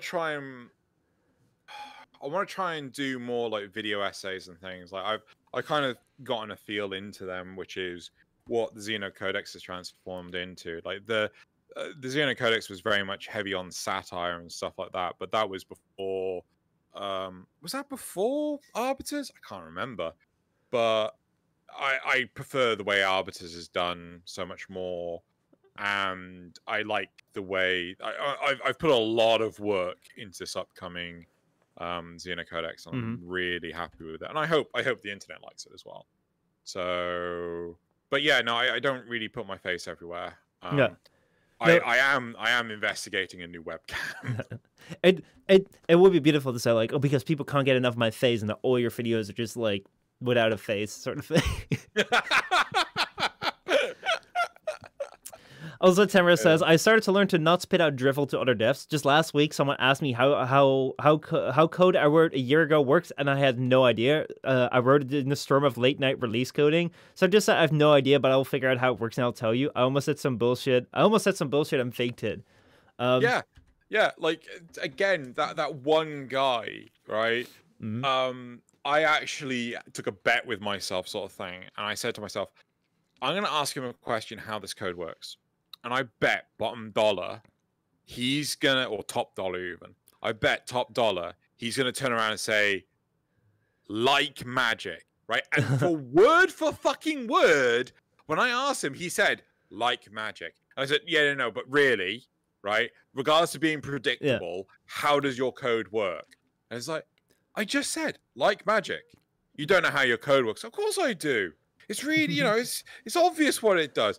Okay, come have a look. It's on the screen right now. How does your code work? Oh my God, we hated him, right? So there was a cluster of 4 of us, and we could not fucking stand him because he'd be like, he'd have his music on and things like that, and he didn't have like a proper like close back kit. Headset. Yes. Open back. He'd have fucking he'd have fucking. Oh shit! What are they called? In the ear microphone, so headphones and things, but they didn't fit properly. Oh. And he'd like the music was so fucking loud, and he'd be like tapping the table all the fucking time, and this is so fucking annoying. Oh my God! And then you'd ask him like, "Hey, are you listening to music?" He'd be like, "No, I'm not. I'm just working in silence." Like, we got so pissed off that because at one point in time. Whenever we turn up at the office, we turn off notifications on our phones, right? I got an app that actually turned off the notifications on my phone when it detected it was on a specific network, right? It was brilliant. However, he would do it manually, right? He would silence his phone manually, and he didn't do it. And you can't silence the phone if it's locked. So it was just constantly pinging off, right? Constantly. And we got so angry because it was so distracting. We covered his monitor in Post-it notes saying, you've got a message, you've got a message, you've got a message. For each time there was another message, we put another Post-it note up there. And it was hilarious because the director was a complete piece of shit, right? He turned up and just like, oh yeah, why did you cover his monitor in Post-it notes? It's like, you should be more responsible than that. And he didn't turn it to me. He turned to one of the senior developers. Senior developer said, yeah, well, your employee should silence his fucking phone, right? And there was an absolute fucking roar over it. It was stupid. Hello, new people joining right now. Anyway, should we move on? Yeah, I think Facebook scum. There we go. Yeah. Ever had the person at your office that has a text notification that's a full song, like the song starts and stops a ton as they get multiple messages? Oh my God, no. Well, one more thing which I wanted to say around the thing of like people like trying to explain things which they don't understand. It's really interesting to see like how I think that everyone kind of does that. Like I'll catch myself do it too once or twice. I mean, like sometimes. And like you have a different thing where like if you know what's going on, you'll try to explain it to the other person so they understand it. So like you're trying to go to like the lowest level of detail or like the highest resolution that they'll understand. If it's like very simple terms, you'll explain that.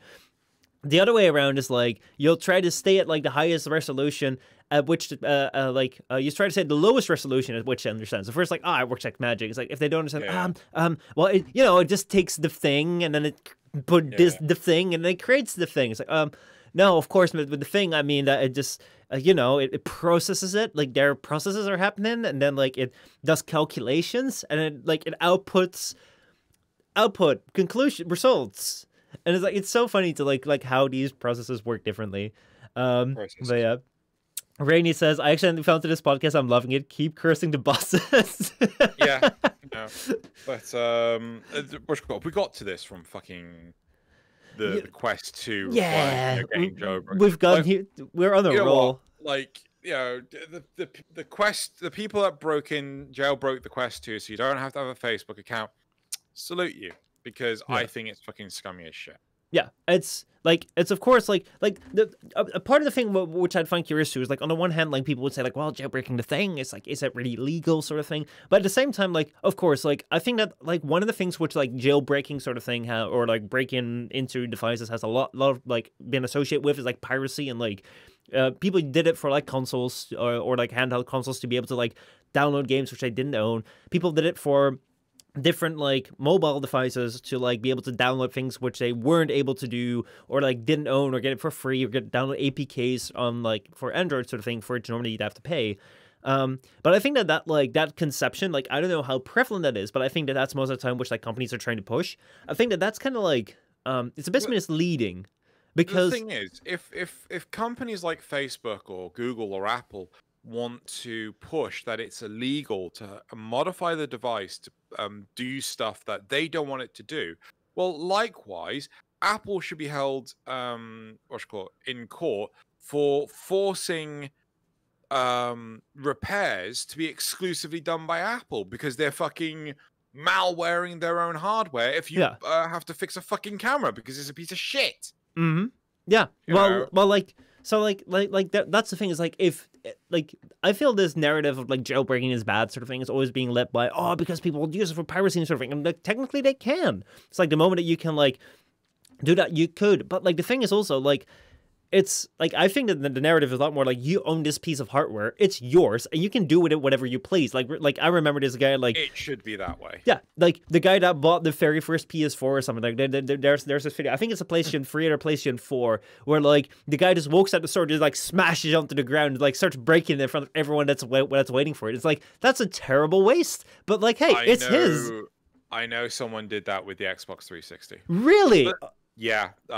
Sorry, no. I saw a video of someone doing it. Oh, I thought you knew someone that like I was like, what was his reasoning? But the big thing is technically they don't own the console. Like even back then with the 360, they didn't own the console. Microsoft still own it. You're just borrowing it indefinitely with Microsoft having no interest of you returning it.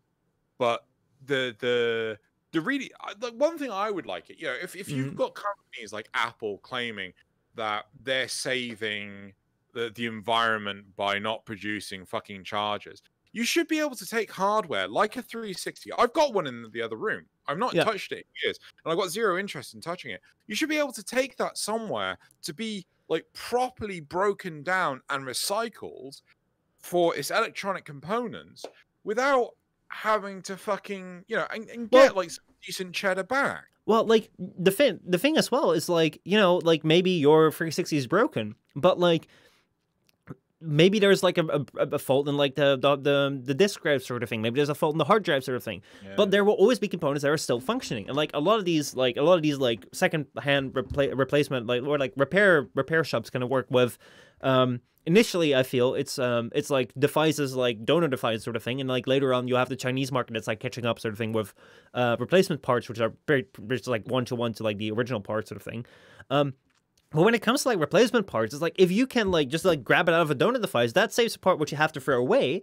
And that saves a part which you have to produce. It's like, it's a very good win. But now, like, literally what they've done in order to, like, test this thing, so, like, Apple right now with their iPhone 12, what they have right now is, like, if you have two iPhone 12s and, like, you open both of them up and you swap the camera modules, both phones will start to glitch. Like, basically, like, there's malware on there that, like, detects that they're, like, the camera unit is not from the original device, so they'll start to glitch, and if you swap them back to, like, the original phones, they'll work fine again. And it's like, well, that is just like the most dumb thing ever. It's like seriously, like this is just like creating a situation where more and more people will just have to go out and like, hey, if my phone is broken, I can't use it to like use as a donor device for other phones which might be broken. I can't like can't grab two devices and make it into one. I'm just gonna have to throw the entire thing away. It's like that's gonna like save so like these charges are gonna save so much that this is negligible. Yeah, sure, no way. Yeah. So like, bollocks. It is. It absolutely is. Let's see. Other than that, when it comes to the Facebook thing, I'm like, yeah, I'm quite happy that they've broken into it. I don't feel terrible about it. If you like, I feel like it's very much an optional thing. Like I can understand that Apple is like, we can provide the best service for our devices. We are certain that if we repair it, there is no risk for you. We are certain that if we repair it, the thing is, they won't repair it. right? No, they won't. I knew someone that actually worked for Apple. They don't repair it. They just transfer everything across to a new device and hand you the new device. That's all they do. They don't actually try and fucking fix it. No, because like they're like a pain in the butt to get into. Because like they're the worst things to get into. But it's like, if that is what they want to sell, like fine. Like if you offer this as like an easy service, go for it. But it's like, then you gotta make that service compelling, because like the same thing here with like, if Facebook wants to have an optional login, like if you want to log in with Facebook and we'll give you these benefits for like your VR headset, like go for it. Make me like compel me. But like making it mandatory is like, it's so dumb, because it's like no one wants it. Should we move on? Yes. Do you want to cover this, or do you want me to cover it? The EA. Wait. Do we have any other topics? We have like a final one, which is like kind of like a side one. Like we can very quickly go over it. Which is like, yeah, do this one first. Yeah. Speaking of hacking, the hacking game Watchdogs. If you don't know, but Watchdogs is kind of like this open world style GTA style game, which very much focuses around like hacking things and hacking your way into buildings. It got hacked, and now the source code is leaked, which is funny. Basically, the recently released game Watchdogs, which came out in October 29, focuses on a brand of player maneuvering for the open world by the means of hacking, has itself been hacked. By mid-October, the internal systems of Ubisoft and Crytek were accessed, and over 500 gigs of data were leaked onto the internet. So far, they have not responded to this, but obviously, like, they're afraid of like bugs and mods and all sorts of things that people can do now. They got like the league thing and like piracy as well. So yeah, that's what they're afraid of. But yeah, it's quite funny that this game, all about hacking, has been hacked itself. Is that the definition of irony? I feel that's the definition of irony. Yeah, I think so too. Maybe the hackers will fix the bugs in Legion. So I'm just having a look. So apparently it was it was developed by Ubisoft Toronto. So yeah. I was like, why is Crytek in this? I think yeah. That's an odd thing for Crytek to be labeled in this. Anyway. Cool. Yeah, I mean the irony is not lost on me. Yeah. I think that it's kind of a shitty thing to happen when people that work really hard to make a product end up having that product stolen. I don't promote that, but at the same time, I also don't promote things like, I do not agree with the sentiment from not Vegas, Premiere, Adobe. I don't like the fact that Adobe charge you a monthly subscription to use their software. I think that's like, no, that is daylight piracy. That is ripping you off to, for you to use the software that is a pile of jank. There's a brilliant video. I'll let you give your opinion. There's a brilliant video that I want to link you and the audience that really resembles the relationship that any editor has with Premiere. All right, throw it in chat. That should do good. One of the things, like, which I want to point out in the same way, like Tenrosei mentioned this, and I almost made this a topic, but like I didn't. But like, yeah, the Amazon has just come forward saying that like if you buy a movie on Amazon Prime, you don't actually own it. What were you thinking? You just buy a license to like watch it, but like you don't actually own this.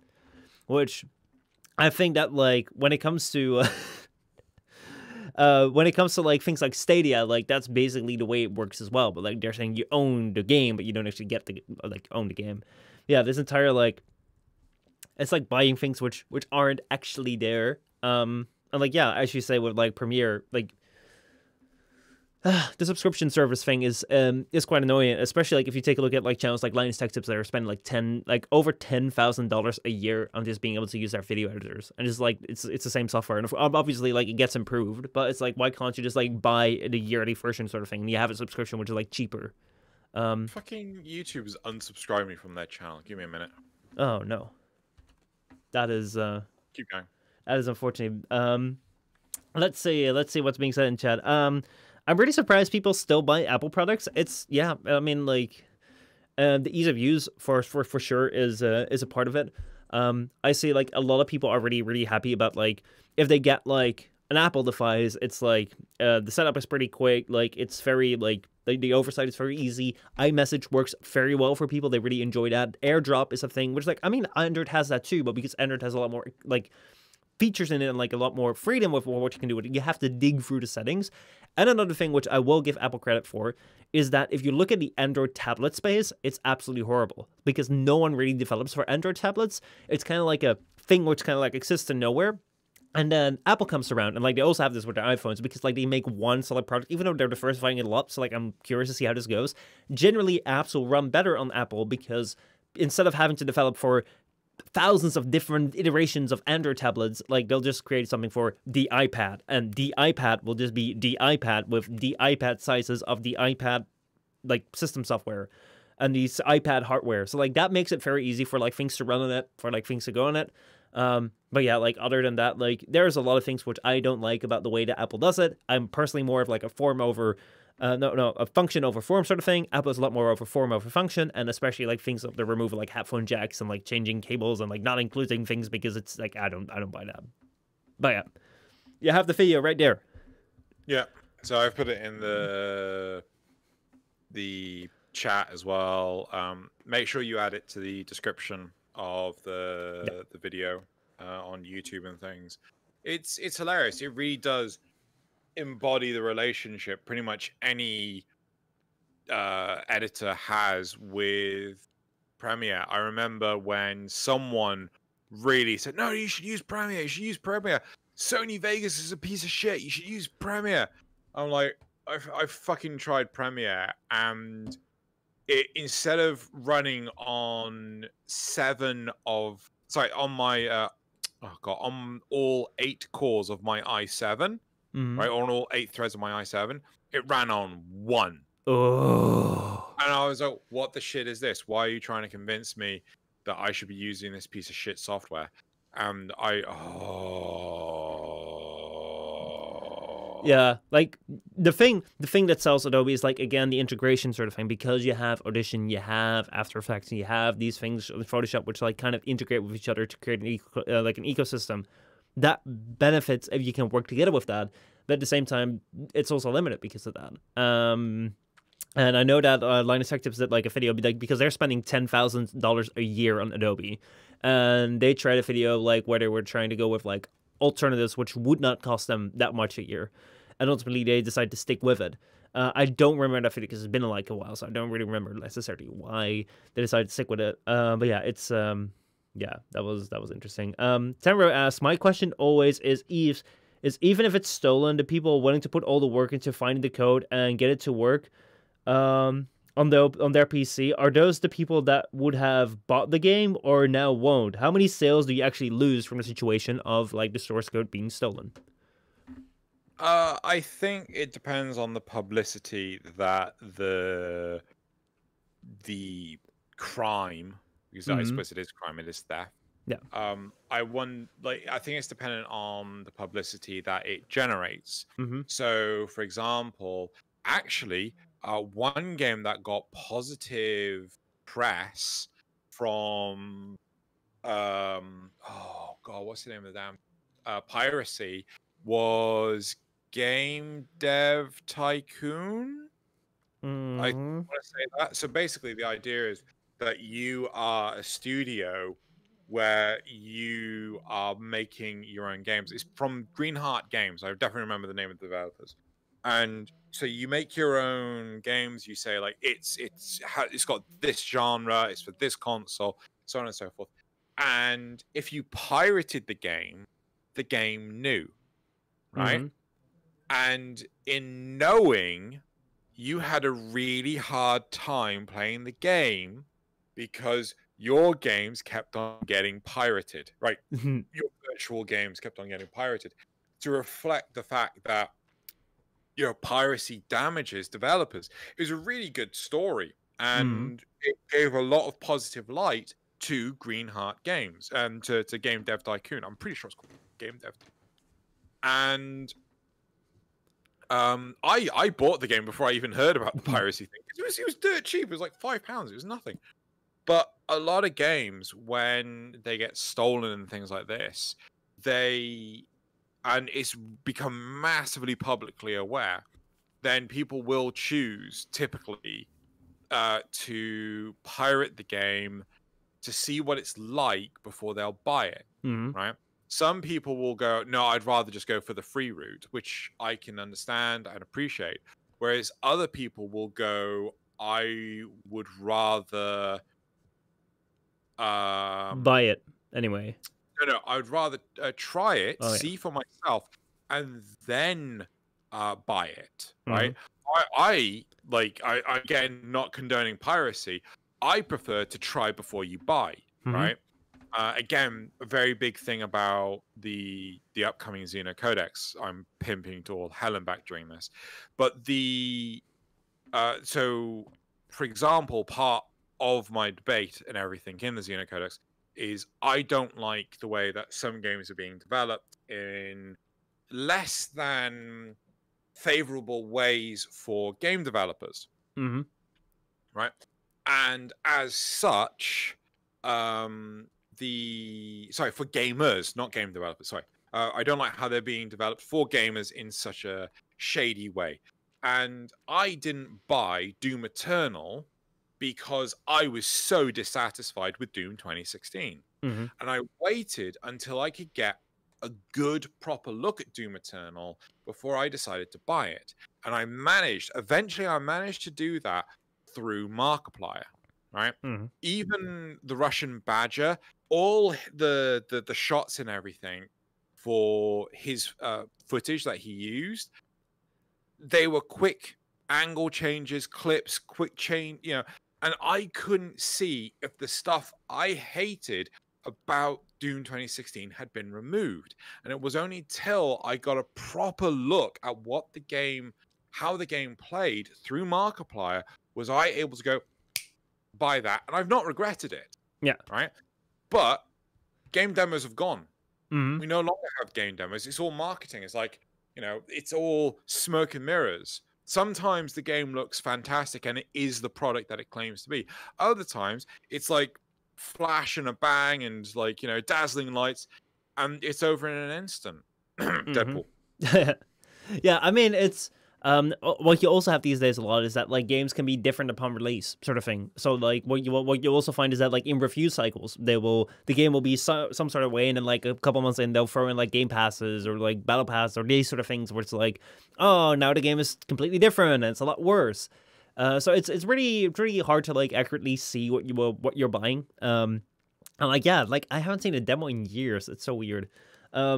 But yeah, like the thing definitely that when it comes to like piracy is like the ease of access sort of thing. I think that like the easier it is for people with like limited like technological knowledge to like access it, the more inclined people will be because it's easier to use. I think that like before Spotify and Netflix came around, I think there was a lot of piracy on like things like music and things like series. And like I remember very clearly at that time, like years ago, where I was like, why would anyone like ever sign up to services like Netflix or Spotify? Because if you're already going on the internet for like your media, why bother paying for it? Because like back then I was like a young teenager with no money. I was like, well, I mean, you're already there. It's just like going to the one side or going to the other side.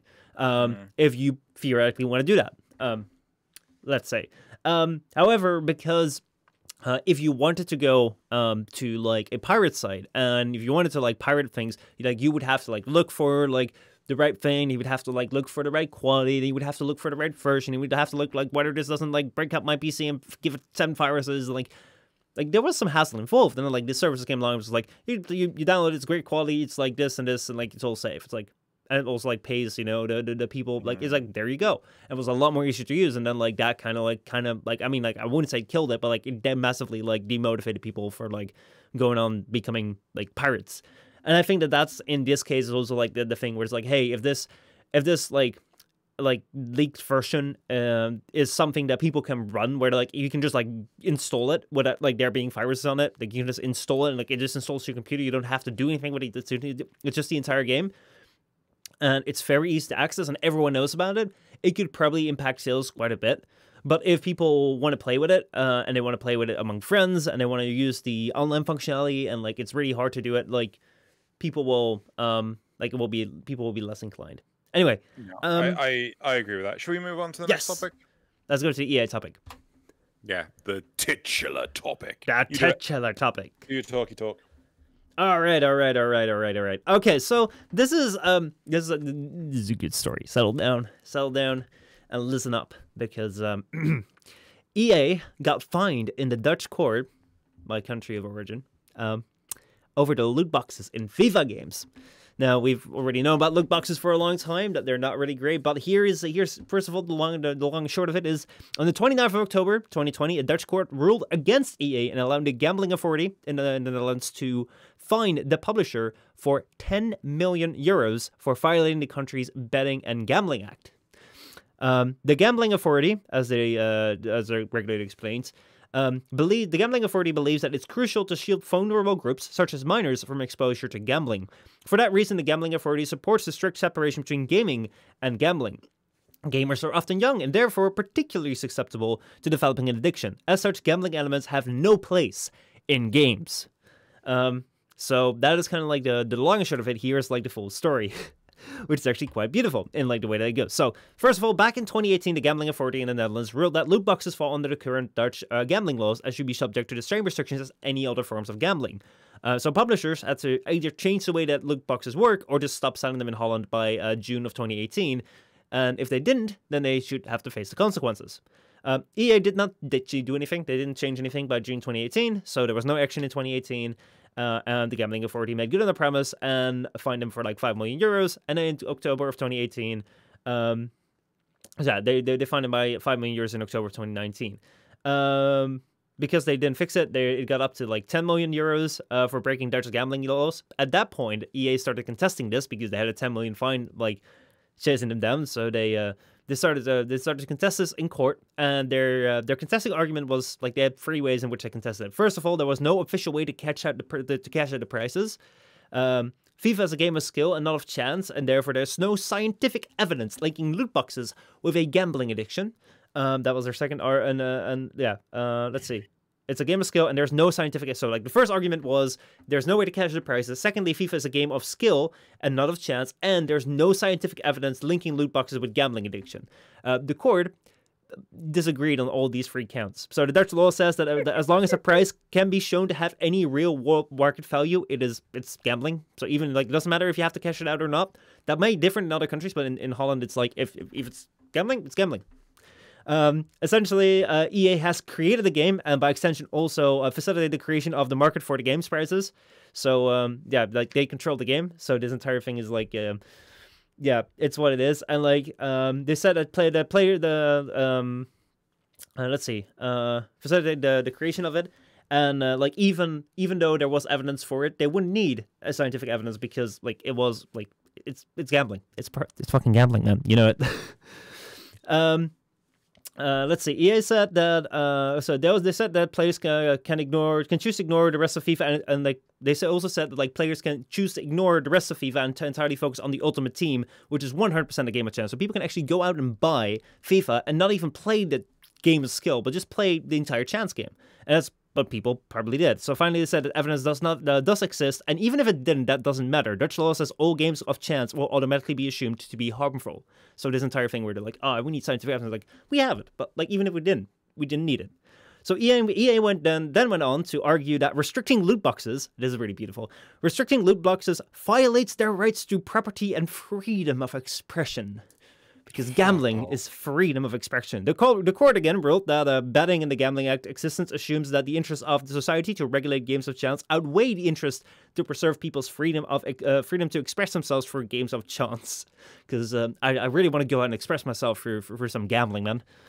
Finally, EA argued that disclosing the ruling and the fine to the public would damage their reputation. Like that hasn't already been fucking done. Then the court ruled that the public's interest in announcing the fines and warning the public about unlawful commercial practice outweighs EA's interest in preserving its reputation. So EA has appealed the decision. Has appealed the decision because they seek to avoid a situation which would impact the ability of Dutch players to fully experience and enjoy FIFA's Ultimate Team gambling. FIFA's Ultimate Team. As an additional part of this, EA has currently shut down the Ultimate Team trading portion of the game, which is a way for people to directly spend in-game currency into specific trading cards. EA argues now that while the in-game trading is shut down, there's no value to the cards, and so the end result is that loot boxes cannot be equated to gambling. They have, however, left the actual purchase of loot boxes and all the gambling-like effects connected to them untouched. So the story continues. So wait. Back it up. Yeah. So they've allowed people to still buy the loot boxes. Mm-hmm. So what have they removed?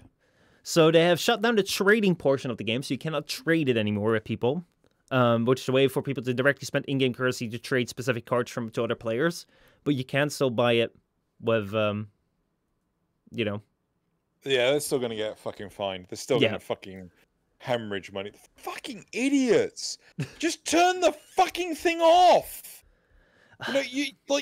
So I am fine with EA being allowed to have loot boxes like they have in their games. They should have two choices. One, remove the game. Sorry, remove them from the game.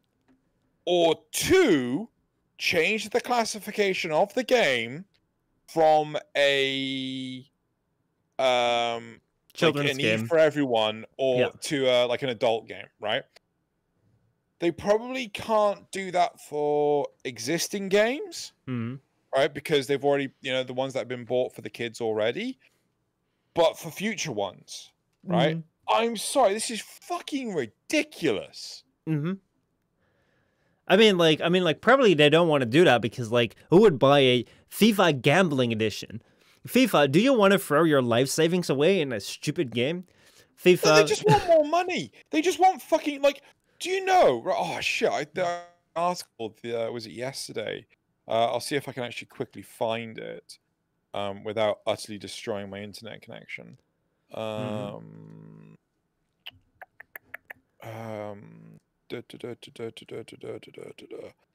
can spot this in a heartbeat because I remember what the picture looked like. I'm still talking, so it doesn't look like we're not doing anything. I mean, I can jump on something from. Oh, there you go. Literally found it, right? Good. Microtransactions sure are paying off Activision Blizzard because the company netted over $1.2 billion in revenue just last quarter. Ooh. Right. Damn. And it's just honestly, one of the things which I want to jump on is something that Tenrosei says. Like, I agree 100% with your core. System gambling loot boxes are not a game. It's a mechanism to take money from people and trick them into a sense of, well, next time I'm going to get what I want. And then when they get a good draw, they get a high, and the highs are addicted, and they're going to keep rolling to get it again. It's like, that is very, very clearly a thing which is intentionally made like that. Like, I know that, like, I mean, like, Genshin Impact is like a game that has like gacha as well, where it's like, you roll these packs of like 10 things where you can draw characters, and like whenever you get like a gold one, it's like, oh, I got a gold one, gotta go roll again, or you don't get him, it's like, oh, I gotta roll until I get a gold one. So like that's definitely a thing which is like part of its existence.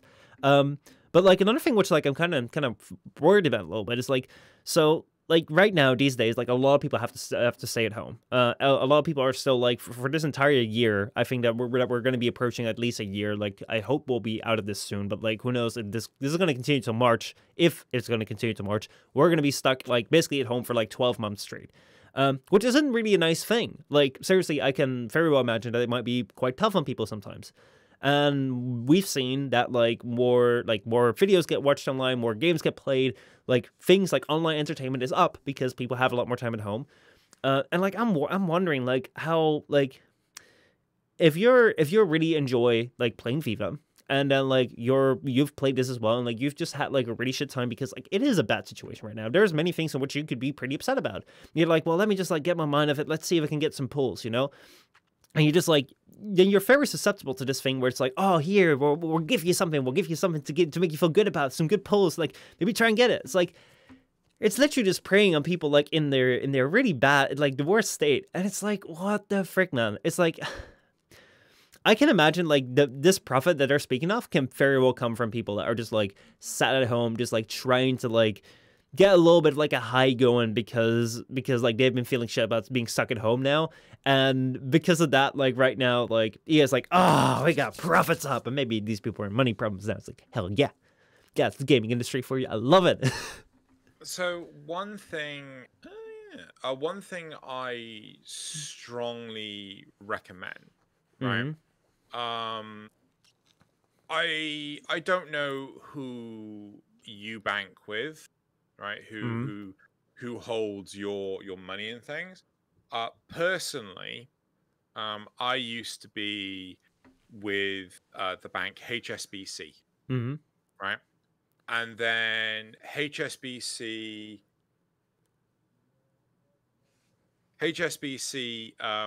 were continuously screwing me over financially, right? They would update my bank records like a week later, right? They weren't updating them on the day. It'd be like, so if I would always get the illusion I had more money than I actually did, right? I strongly recommend people to investigate like digital banks like Monzo, right? Because the nice thing about these digital banks that do not have a high street presence is that when you buy something, it instantly appears on your account, right? If Monzo has any suspicion that you've got any fraudulent activity, you know, they will notify you and you can prevent it from happening, right? Whereas a lot of high street banks, they're reliant on you effectively fucking up, right? I'm actually thinking to myself right this second as we're talking, I've not actually heard from HSBC recently. I'm kind of suspicious that something may be up with my bank account, right? And like, but a lot of these companies like or whomever, am I still here? Yeah, you're cutting out a little bit because like the massive amounts of money that you're pulling in for your data stream. Clearly. Anyway, so the let me pause the live stream. So one of the what was this? Oh yeah, so one of the big things that companies like EA or Blizzard, Activision Blizzard or whomever really heavily rely on is the fact that you are unable to keep a keen eye on everything you are doing financially, right? So if you have it in your fucking pocket, right? Like there's little to no chance of you being misinformed, right? But I really feel that these companies, they want you to be misinformed, right? Because if you make a mistake, it's on you. Jesus Christ, my mustache is way too long. It's driving me insane. Yeah, they're you know, they mistake so that they can fuck with you. Oh, dude, remember MoviePass? Have you ever heard of them? No. Okay, so MoviePass was this beautiful company in I think in the United States from like the 2010s, which was basically like if you pay a subscription fee, you can get like very cheap movie tickets. So basically, you can go to movies and like either you can get tickets for free, or you could get them for like 10% or like for a very like big discount. I think they were free initially or something. Anyway. So, like, you pay a fee, and then you could go to see movies. Basically, it was like, unlimited movies. So, basically, people bought into it. So, like, it was basically you pay, like, I think it was, like, a tenner or something. Like you paid, like, $10 a month, and you could go and see unlimited movies. People fucking did it. People fucking did it because they're like, yeah, let's go. Actually, there's this, so, like, people did it, and, like, the company, like, really started to grow. It was, like, one of the fastest growing companies because everyone was signing up for this. And then they got into a bit of trouble because, well, basically what they did was, like, they would... You would like buy a movie ticket through MoviePass from like the theater, but like they wouldn't buy these tickets in bulk. It would basically be like MoviePass buys the tickets from like cinema for you and then hands it to you. So they would just pay up like the regular price. And they were expecting in their business model that people would like get the thing, go to like 2 movies, then forget about it. And then you'd have like all these people pay up for like, you know, for the rest of the users using it, plus giving them profit. But people didn't. People just fucking used it, and then they had to be like, oh shit, guys, please use it less. Just like, please don't refer this service to other people, because they were just like losing so much money because everyone's freaking using it. And it's like, there's this beautiful video by Gus Johnson about Movie Pass, where he's like, welcome to Movie Pass. Please refer to everyone, like every one of your friends about our thing. You can watch movies unlimited, and like, we'll help you watch movies for a lot more or less cheap. It's like, okay, guys, welcome back to Movie Pass. It's great. Everyone's like using it. If you could please like maybe slow down a little bit. Like it's so good. You can still go to movies, but just don't refer it to your friends and family anymore. Okay, but just slow it down. Okay, guys, we see we tripled our user base. That is great. But like, please, can y'all just like stop going to movies? Just like, don't. Maybe like 2 a month, please. Just there's other things to do. Okay, guys, everyone is like, what? Okay, yeah. Okay, like, please, can you guys all just stop? And eventually they had to shut down because it was so unsustainable. It's so beautiful. The monthly fee was 4 movies a month, and people were seeing 10 to 20 movies a month, and it's so beautiful. So I actually have on a little a little side thing. I actually have this Cineworld card. So a little. Why am I holding this up? You can't fucking see shit. Yeah, I got a card here. It's basically I think it's pay like 20 a month or something, and I can see any standard movie for free. I can see any like standard 3D movie or standard 2D movie for free. But I also get like 75% discount on snacks and stuff. No, IMAX. Yeah, IMAX. Oh, IMAX. Movies. Yeah. So it's totally fucking worth it because we would go see a movie like every weekend, right? So for 4 IMAX movies, for the price of 1 IMAX movie, I got to see, or actually no, technically 2 IMAX movies because you got the 25%, and the additional like £20 on top. So yeah, for 2 IMAX movies, I got to see 4. Yeah, it's totally worth the money. Yeah, I mean, like they have that here too, and it's like most of the time you buy that from like the cinema itself, where like the cinema itself, like you'll have the subscription, like for them, like they don't really have to provide you with an extra ticket necessarily, because like basically it's like if there's a seat empty, sort of thing, like. It will cost them the same whether like you're not there or like you are there. But like Movie Pass was like they didn't own cinemas, so basically what they did was they would buy a ticket like without a discount from these cinemas. It was given to you. It was so beautiful. It's like such a beautiful story of like this entire company set up with the idea of like, oh, people just forget about it. It's another subscription service that they'll just have and just continue to pay us, and everyone's like, yes, we're gonna use it. It's freaking beautiful. Steph says, exploiting unstable or quarantine people on their emotion like that. There's like one quote from Rick and Morty is like, even like famous person from history in Germany cared about the country, cared about that country or something. Whereas like these companies just don't care about their people, sort of thing, if they're willing to exploit. What are you reading? Steph, a little bit up. Like, I don't know if you're... I don't know how the UK is like referring to the big H guy, but yeah, we typically say his name. It's not like Voldemort or something, you know. I don't know, man. I don't know. Like I don't want to get you in trouble. I don't want to get you in trouble. I know I got in trouble today for voicing my opinion that I actually didn't care about something. It's like legit, like didn't make me care either. But anyway, like yeah, it's weird, man. Like I partly know myself as well, is that like, hey, you know, if views are up because like people are stuck at home right now so they can listen to more podcasts or they can watch more streams, they can watch more videos, like, hey, that makes me happy because like that means that like more people see the content that I put out and like I enjoy that.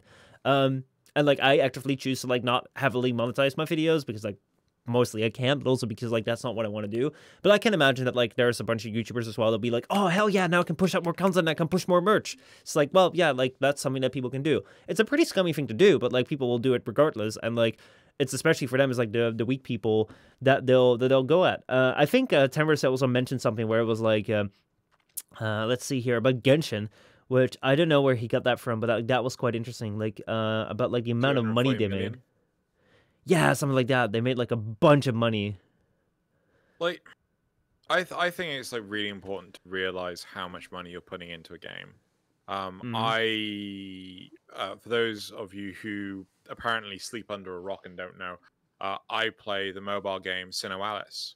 Right? I love it. Like, it's really interesting, and each day there's a PvP aspect where you and your guild will go against another guild, and me and my mates we sit in Discord, we shoot up the shit, we have fun, and we're strategizing. Oh, you heal that person. Oh, I'll heal this person. Oh, we need to get buffs on this person. Oh, you need to pump out more damage. Oh, someone summon a nightmare. You get the whole point. Yeah. But it's a slippery slope, and I put in £12 a month into Xenoalice, and I am so happy with myself that I haven't slipped any further. Right? So yeah, like, but it is such a slippery slope. If anyone has like a gambling it has any lead to a gambling addiction, right? Oh, just one more, just one more, just one more, just one more, just one more. Yeah, just one more. I mean, like that can be really dangerous. Like one thing which I really want to watch out when it comes to like streaming and stuff is I know for myself, like there was a time in which like I picked up streaming and I picked up like Twitch and all like Warframe and stuff, and I got into like a decent amount of disposable income. And I remember like joining on Twitch where like the idea was really pushed is like if you like someone, you subscribe, so you sub to them, you give them money. Like, oh, subscriptions were really pushed, and like, oh, you're really cool for subscribing, and please subscribe, in September subscribe. So I had a time in which I was subscribed to like many people. I think like we had Gridark in here like a couple of months ago on FrameCast where he said it was like subscribed to 80 people or something like where it's like, because like that's the idea that like a lot of Twitch streamers will push where it's like, oh dude, subscribe, oh my god, you're so amazing for subscribing, and now you can join movie nights, you can join this, and like, oh, there's so many people that have been here for the first hour subscribing. Like I really appreciate everyone that subscribes. Like I don't want to I want to strain away from that as far as possible, because I know myself that I kind of fell for that. And like it's like, it's $5, man, it's $5. And oh, this person just got partnered, let me just drop them $5. Oh, this person, and like it really grew out of proportion at a certain point where I was subscribed to like 10 different people at the same time. And like, if you have disposable income, go for it. If you want to support the creators, go for it. I do think though that like mostly like I'm preparing to like launch merchandise soon, because like I personally prefer merchandise sort of thing, because you can actually buy a product and you have a product sort of thing. But the thing is that like this entire thing where it's like pushing to like buy things is like, oh, it's just one more, and the entire community reinforces it. Like I had the same thing with Warframe where it's like, that was a free to play game where you could like buy currency. You could buy like Prime Access, which is like once in the 3 months you could buy something for like $50, $100, $150, something around that. And like I would be like, well, I could buy the Prime Access. No, I could buy a bit of Platinum to give away, but hey, you know what? I could also buy the Prime Access. If I buy the highest tier Prime Access, I pretty much get everything, and it's just kind of like the price of the Platinum. I get all this free stuff.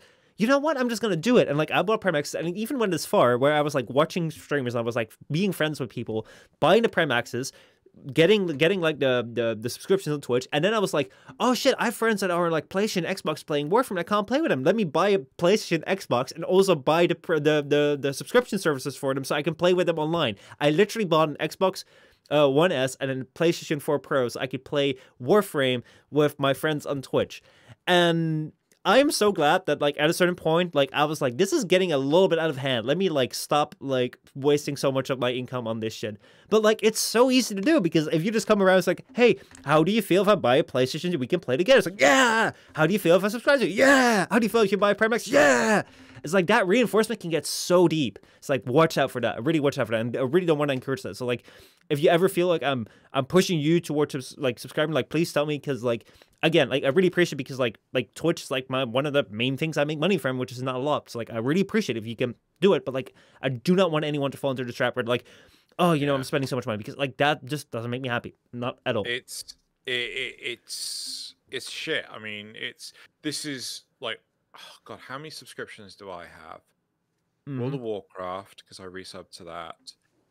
But I buy WoW time in blocks. Like I'll buy a month, play multiple times during that month, and then come back at a later point. I don't buy, so I don't set up a recurring subscription. So I got Netflix, I've got a couple of Patreons, I got TubeBuddy that I'm considering getting rid of. Mm-hmm. What else do I have? Yeah, it's like the thing is that subscriptions just get so out of hand because you just lose track so easily Yeah. to oh look, you know.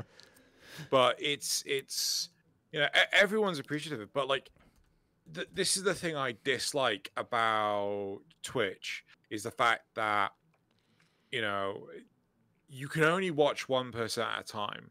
Like if anyone knows like of a magical special way that you can watch multiple people on Twitch at the same time, then either you have multiple heads, multiple brains, or you are some kind of super guru wizard, kami. No super. No, wait. Yeah. Super. Shit. What did Guru call himself? I can't remember. Dragon Ball Okay. Z abridged. I don't know. I'm rambling Yeah. on about. Anyway. But Yeah. yeah. Uh, Really, fuck EA. Mm-hmm. Tenrosei says, when I worked for a mobile game, we had a 80% conversion rate on a $5 a month spender into making him a $20 a month spender. I mean, I can definitely see that. That's mental. Mm-hmm. I mean, it's like this thing. Like once you're in the door, it's like much easier to like go in deeper. And like yeah, I mean like I remember I especially remember like during like charity streams that like I would organize. I remember like I would also be like, oh, you know, I'll just like, oh, so a friend of mine is on, let me just like drop a 50 to like fill up the bar sort of thing, and like those things are so easily done, especially like in the online world, because like, you know, like I would probably have spent like $200 or $300 on just like a charity stream that I would organize, and I would stay up for like 90 hours for the entire thing. Like I would drop money on that, and it's like, well, like what did I gain? Like it was a really fun experience, 100%. But it's like it's really weird if you think about it. But like the thing is, like it's so encouraged. It's like you will never hear someone on Twitch say, or like on like in a game say, or anywhere say like, oh no, just don't give money. Like watch out. It's like no, like everyone is like happy if you give them money. Like oh hey, thanks so much for the money. Ooh. And it's like that reinforcement. Like it's so weird because like, you know, it's constantly reinforced regardless of like knowing the situation. So yeah, let's see. Disney Plus just came to Latin America. They are way more expensive than Amazon and Netflix, and their pre-sale package is only the annual one. People are not happy, and it made me stop and rethink about subscriptions. Disney Plus definitely made me rethink about it too. Well, because like basically Netflix used to be this thing where like everything was on Netflix and you could get Netflix, and it was like now Disney Plus came along. It was like, well, we're basically just doing like cable TV again, but then with extra steps sort of thing. But yeah. Anyway. With extra steps, I love that. No, I completely agree, and it's the big reason why I'll support Netflix because they love to break the mold with their original content. But Amazon and things like that, I'm just like I look at it, I'm like, that's just something I could watch on like fucking normal TV. That's boring shit. $61. Damn, they're gonna make more in different platforms, and the monthly sub will reach cable TV numbers. It probably will, but we'll probably just replace cable TV and will be the same. Is that $61 for the year? Yeah. Okay. Yeah. Anyway, I think that is all we have time for today. Yeah. Yeah. I think questions, everyone. Go on, fire your questions at us. More questions. If you guys have any questions, throw them in chat down below. It can be questions relating to the topics that we had. It can be questions related to anything else. We'll choose if we want to answer them. What we watched on Netflix. By the way, was there any question like at the start that you like noted down or something? Because I know there was some sort of question which like I don't remember what that was. Let's see. Let me see if I can remember. Find it back. Bada bing, bada boom. I think it was something Ifime said, but I do not remember. Stevev says I've had Amazon Video only for the Warframe loot. I completely understand and appreciate that. There's so many things that Warframe has cosmetics-wise that's Prime, Amazon Prime only, and I'm like, nope. I mean, like, I don't know what the Amazon Prime subscription is necessarily, and monetary value, like how much it is. But depending on like actually, I should look this up. How much is Amazon Prime? So CephalonTribal asks, if you were a type of music, what would you be? Anything written by Hans Zimmer. Ooh, interesting. Yeah, so as soon as I walk in the room, you fucking know I'm there. I would probably be... I'd probably be some sort of, like, copyright-free... some copyright-free, like, lo-fi playlist sort of thing, where it's like you can find a bunch of like really nice like tunes that just like oh yeah, and all of a sudden there's like there's one track which is like all the way out of line, just shoots up in the volume, is like it's like blasting your speakers, like what the fuck, where did this come from? And you play it, then you play another one, it's just like the most dreary thing, and it's like oh my god, and then you go back to like the flow and like.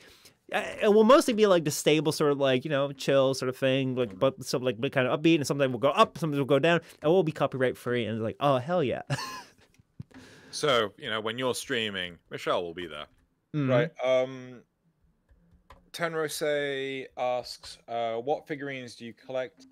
Specifically game/TV/fantasy game, or just a hodgepodge? I think like realistically, it's stuff that I sort of like fall in love with and shit. So we've got my Warframes there. I don't have all of the Warframes. We've got my Guyvers down here. There we are. So I've got a lot of the Guyver ones. I've got a shit ton of Nendroids. Sorry, I'm moving my hand. This is really hard. We've got loads of Nendroids up there. So we got like Rise of the Shield hero. We've got Ciri from Witcher, 02 from Darling and the Franxx. We've got Jabril from No Game No Life. We've got Ciri? Shit, I can't remember what her name was. From No Game No Life 0. We've got Shion, Len. There's Deadpool there. That is one of the Monster Hunter ones. And then shit, my hand. Seriously, this is so hard. And we got One Punch Man couple there. Got Pat Labor. There's a giant Deadpool statue there. A guy with got Kamen Rider stuff here. Tekkaman Blade. Final Fantasy 7 stuff. Fucking Stormtrooper. Where's my hand? There. Shit, no, there. There. You know, so I've just got a hodgepodge of stuff. Do you also have the ultimate figurine, the Connor? I do. I don't know where he is. So basically, there's like a mini version of Connor, 3D printed, Hydroxide, and he made it for I think it was his business card for like TennoCon 2018 or something. Oh my god! Like seriously, I do not get business cards when it comes to like streaming on YouTube.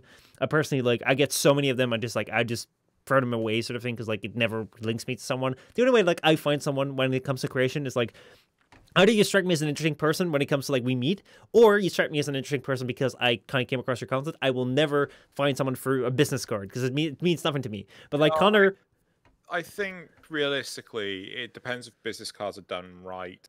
So like, you know, get to know the person, then get their business card. You know, it's sort of like, you know, for me, it would be like, oh, check me out on YouTube and whatever, on Twitter and shit. But like, get to know me first. Like, for example, you get flyers and things from Eurogamer Expo and stuff. I would just go around. Every single time I played a game that I enjoyed, I picked up the flyer because I knew if I had the flyer, fucking enjoyed the game. I can't find them anymore, but like remember the first EGX that we met, and that like Frozen Bolts had these business cards, and like he gave them out, and we were just sitting down like business cards. He has business cards. How can a streamer have business cards? We were just so amazed by it. Like, how in the world? What is this thing? And then the next SettleCon, like everyone had them. It's like you woke up to someone and like they just hand you one, and at the end of the day you had like half of them from like friends you already knew, and half of them from people you had no idea who they were, no idea where you saw them, but you had some business cards. Like, I guess I have some. But yeah. Anyway, Prime is $6. I mean, like, honestly, like, if you look at Amazon Prime,